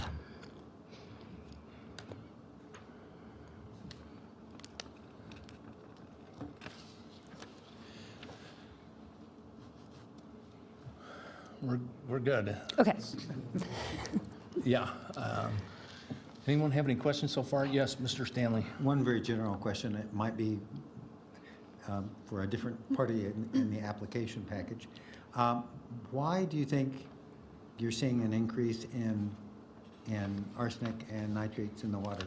I know that's kind of a generic question. Why is it there? But Yeah, Paul Miller with TUMWA is the project manager, and he can come up and give you kind of the history on what they've seen. thank you. I appreciate it. Oh, yeah. Good afternoon, Paul Miller, retiring manager of water quality and operations, here for a while, doing special projects now. Nitrate is an issue nitrate in the groundwater out there is increasing with time. It's put this well out of commission. The standard is 10 milligrams per liter as nitrate, as nitrogen, and this one's at about 20. So this is a challenging site. Arsenic is present in the Spanish Springs Valley. It's a little bit higher at this site, so this is a great site to challenge the treatment process that we've selected to pilot. So treatment is necessary. Groundwater is a vital component, especially for drought protection, as nitrate increases with time, primarily from human impacts out there.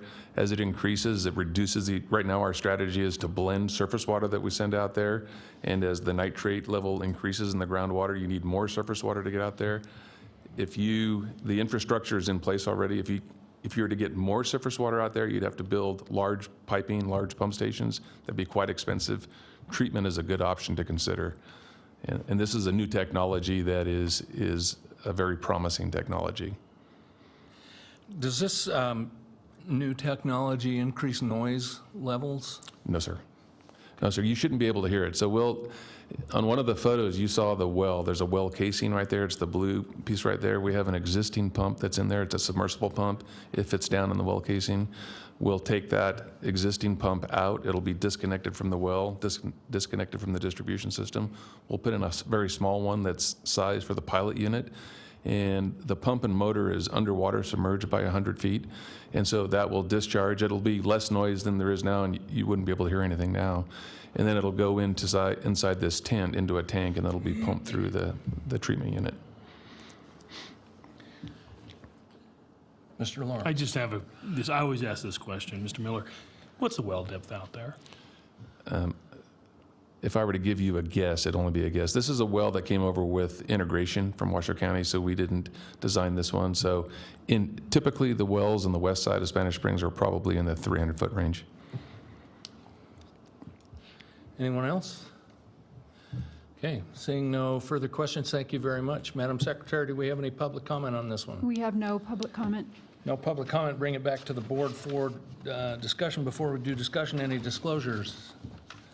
Seeing no disclosures, discussion. Anybody? Mr. Stanley. Sounds like a great and very interesting project, worthwhile to all of us, I guess, from the sounds of it. And just to confirm that Mr. Pelham did not have an issue with any of the amendments? Yes, I think this is reasonable flexibility. Thank you. Anyone else? I just have one more quick one for the applicant. I want to make clear on the fencing issue that we captured it. Now, of course, I got the wrong page, but that's okay. So what we're doing is we're just going to do an 8-foot fence across the front of it? Correct. And leave the rest of the existing fencing as is? Correct. Okay. Wanted to make sure I captured that correctly. Thank you. Anyone else? Okay, seeing no further discussion, the chair will entertain a motion. Mr. Stanley.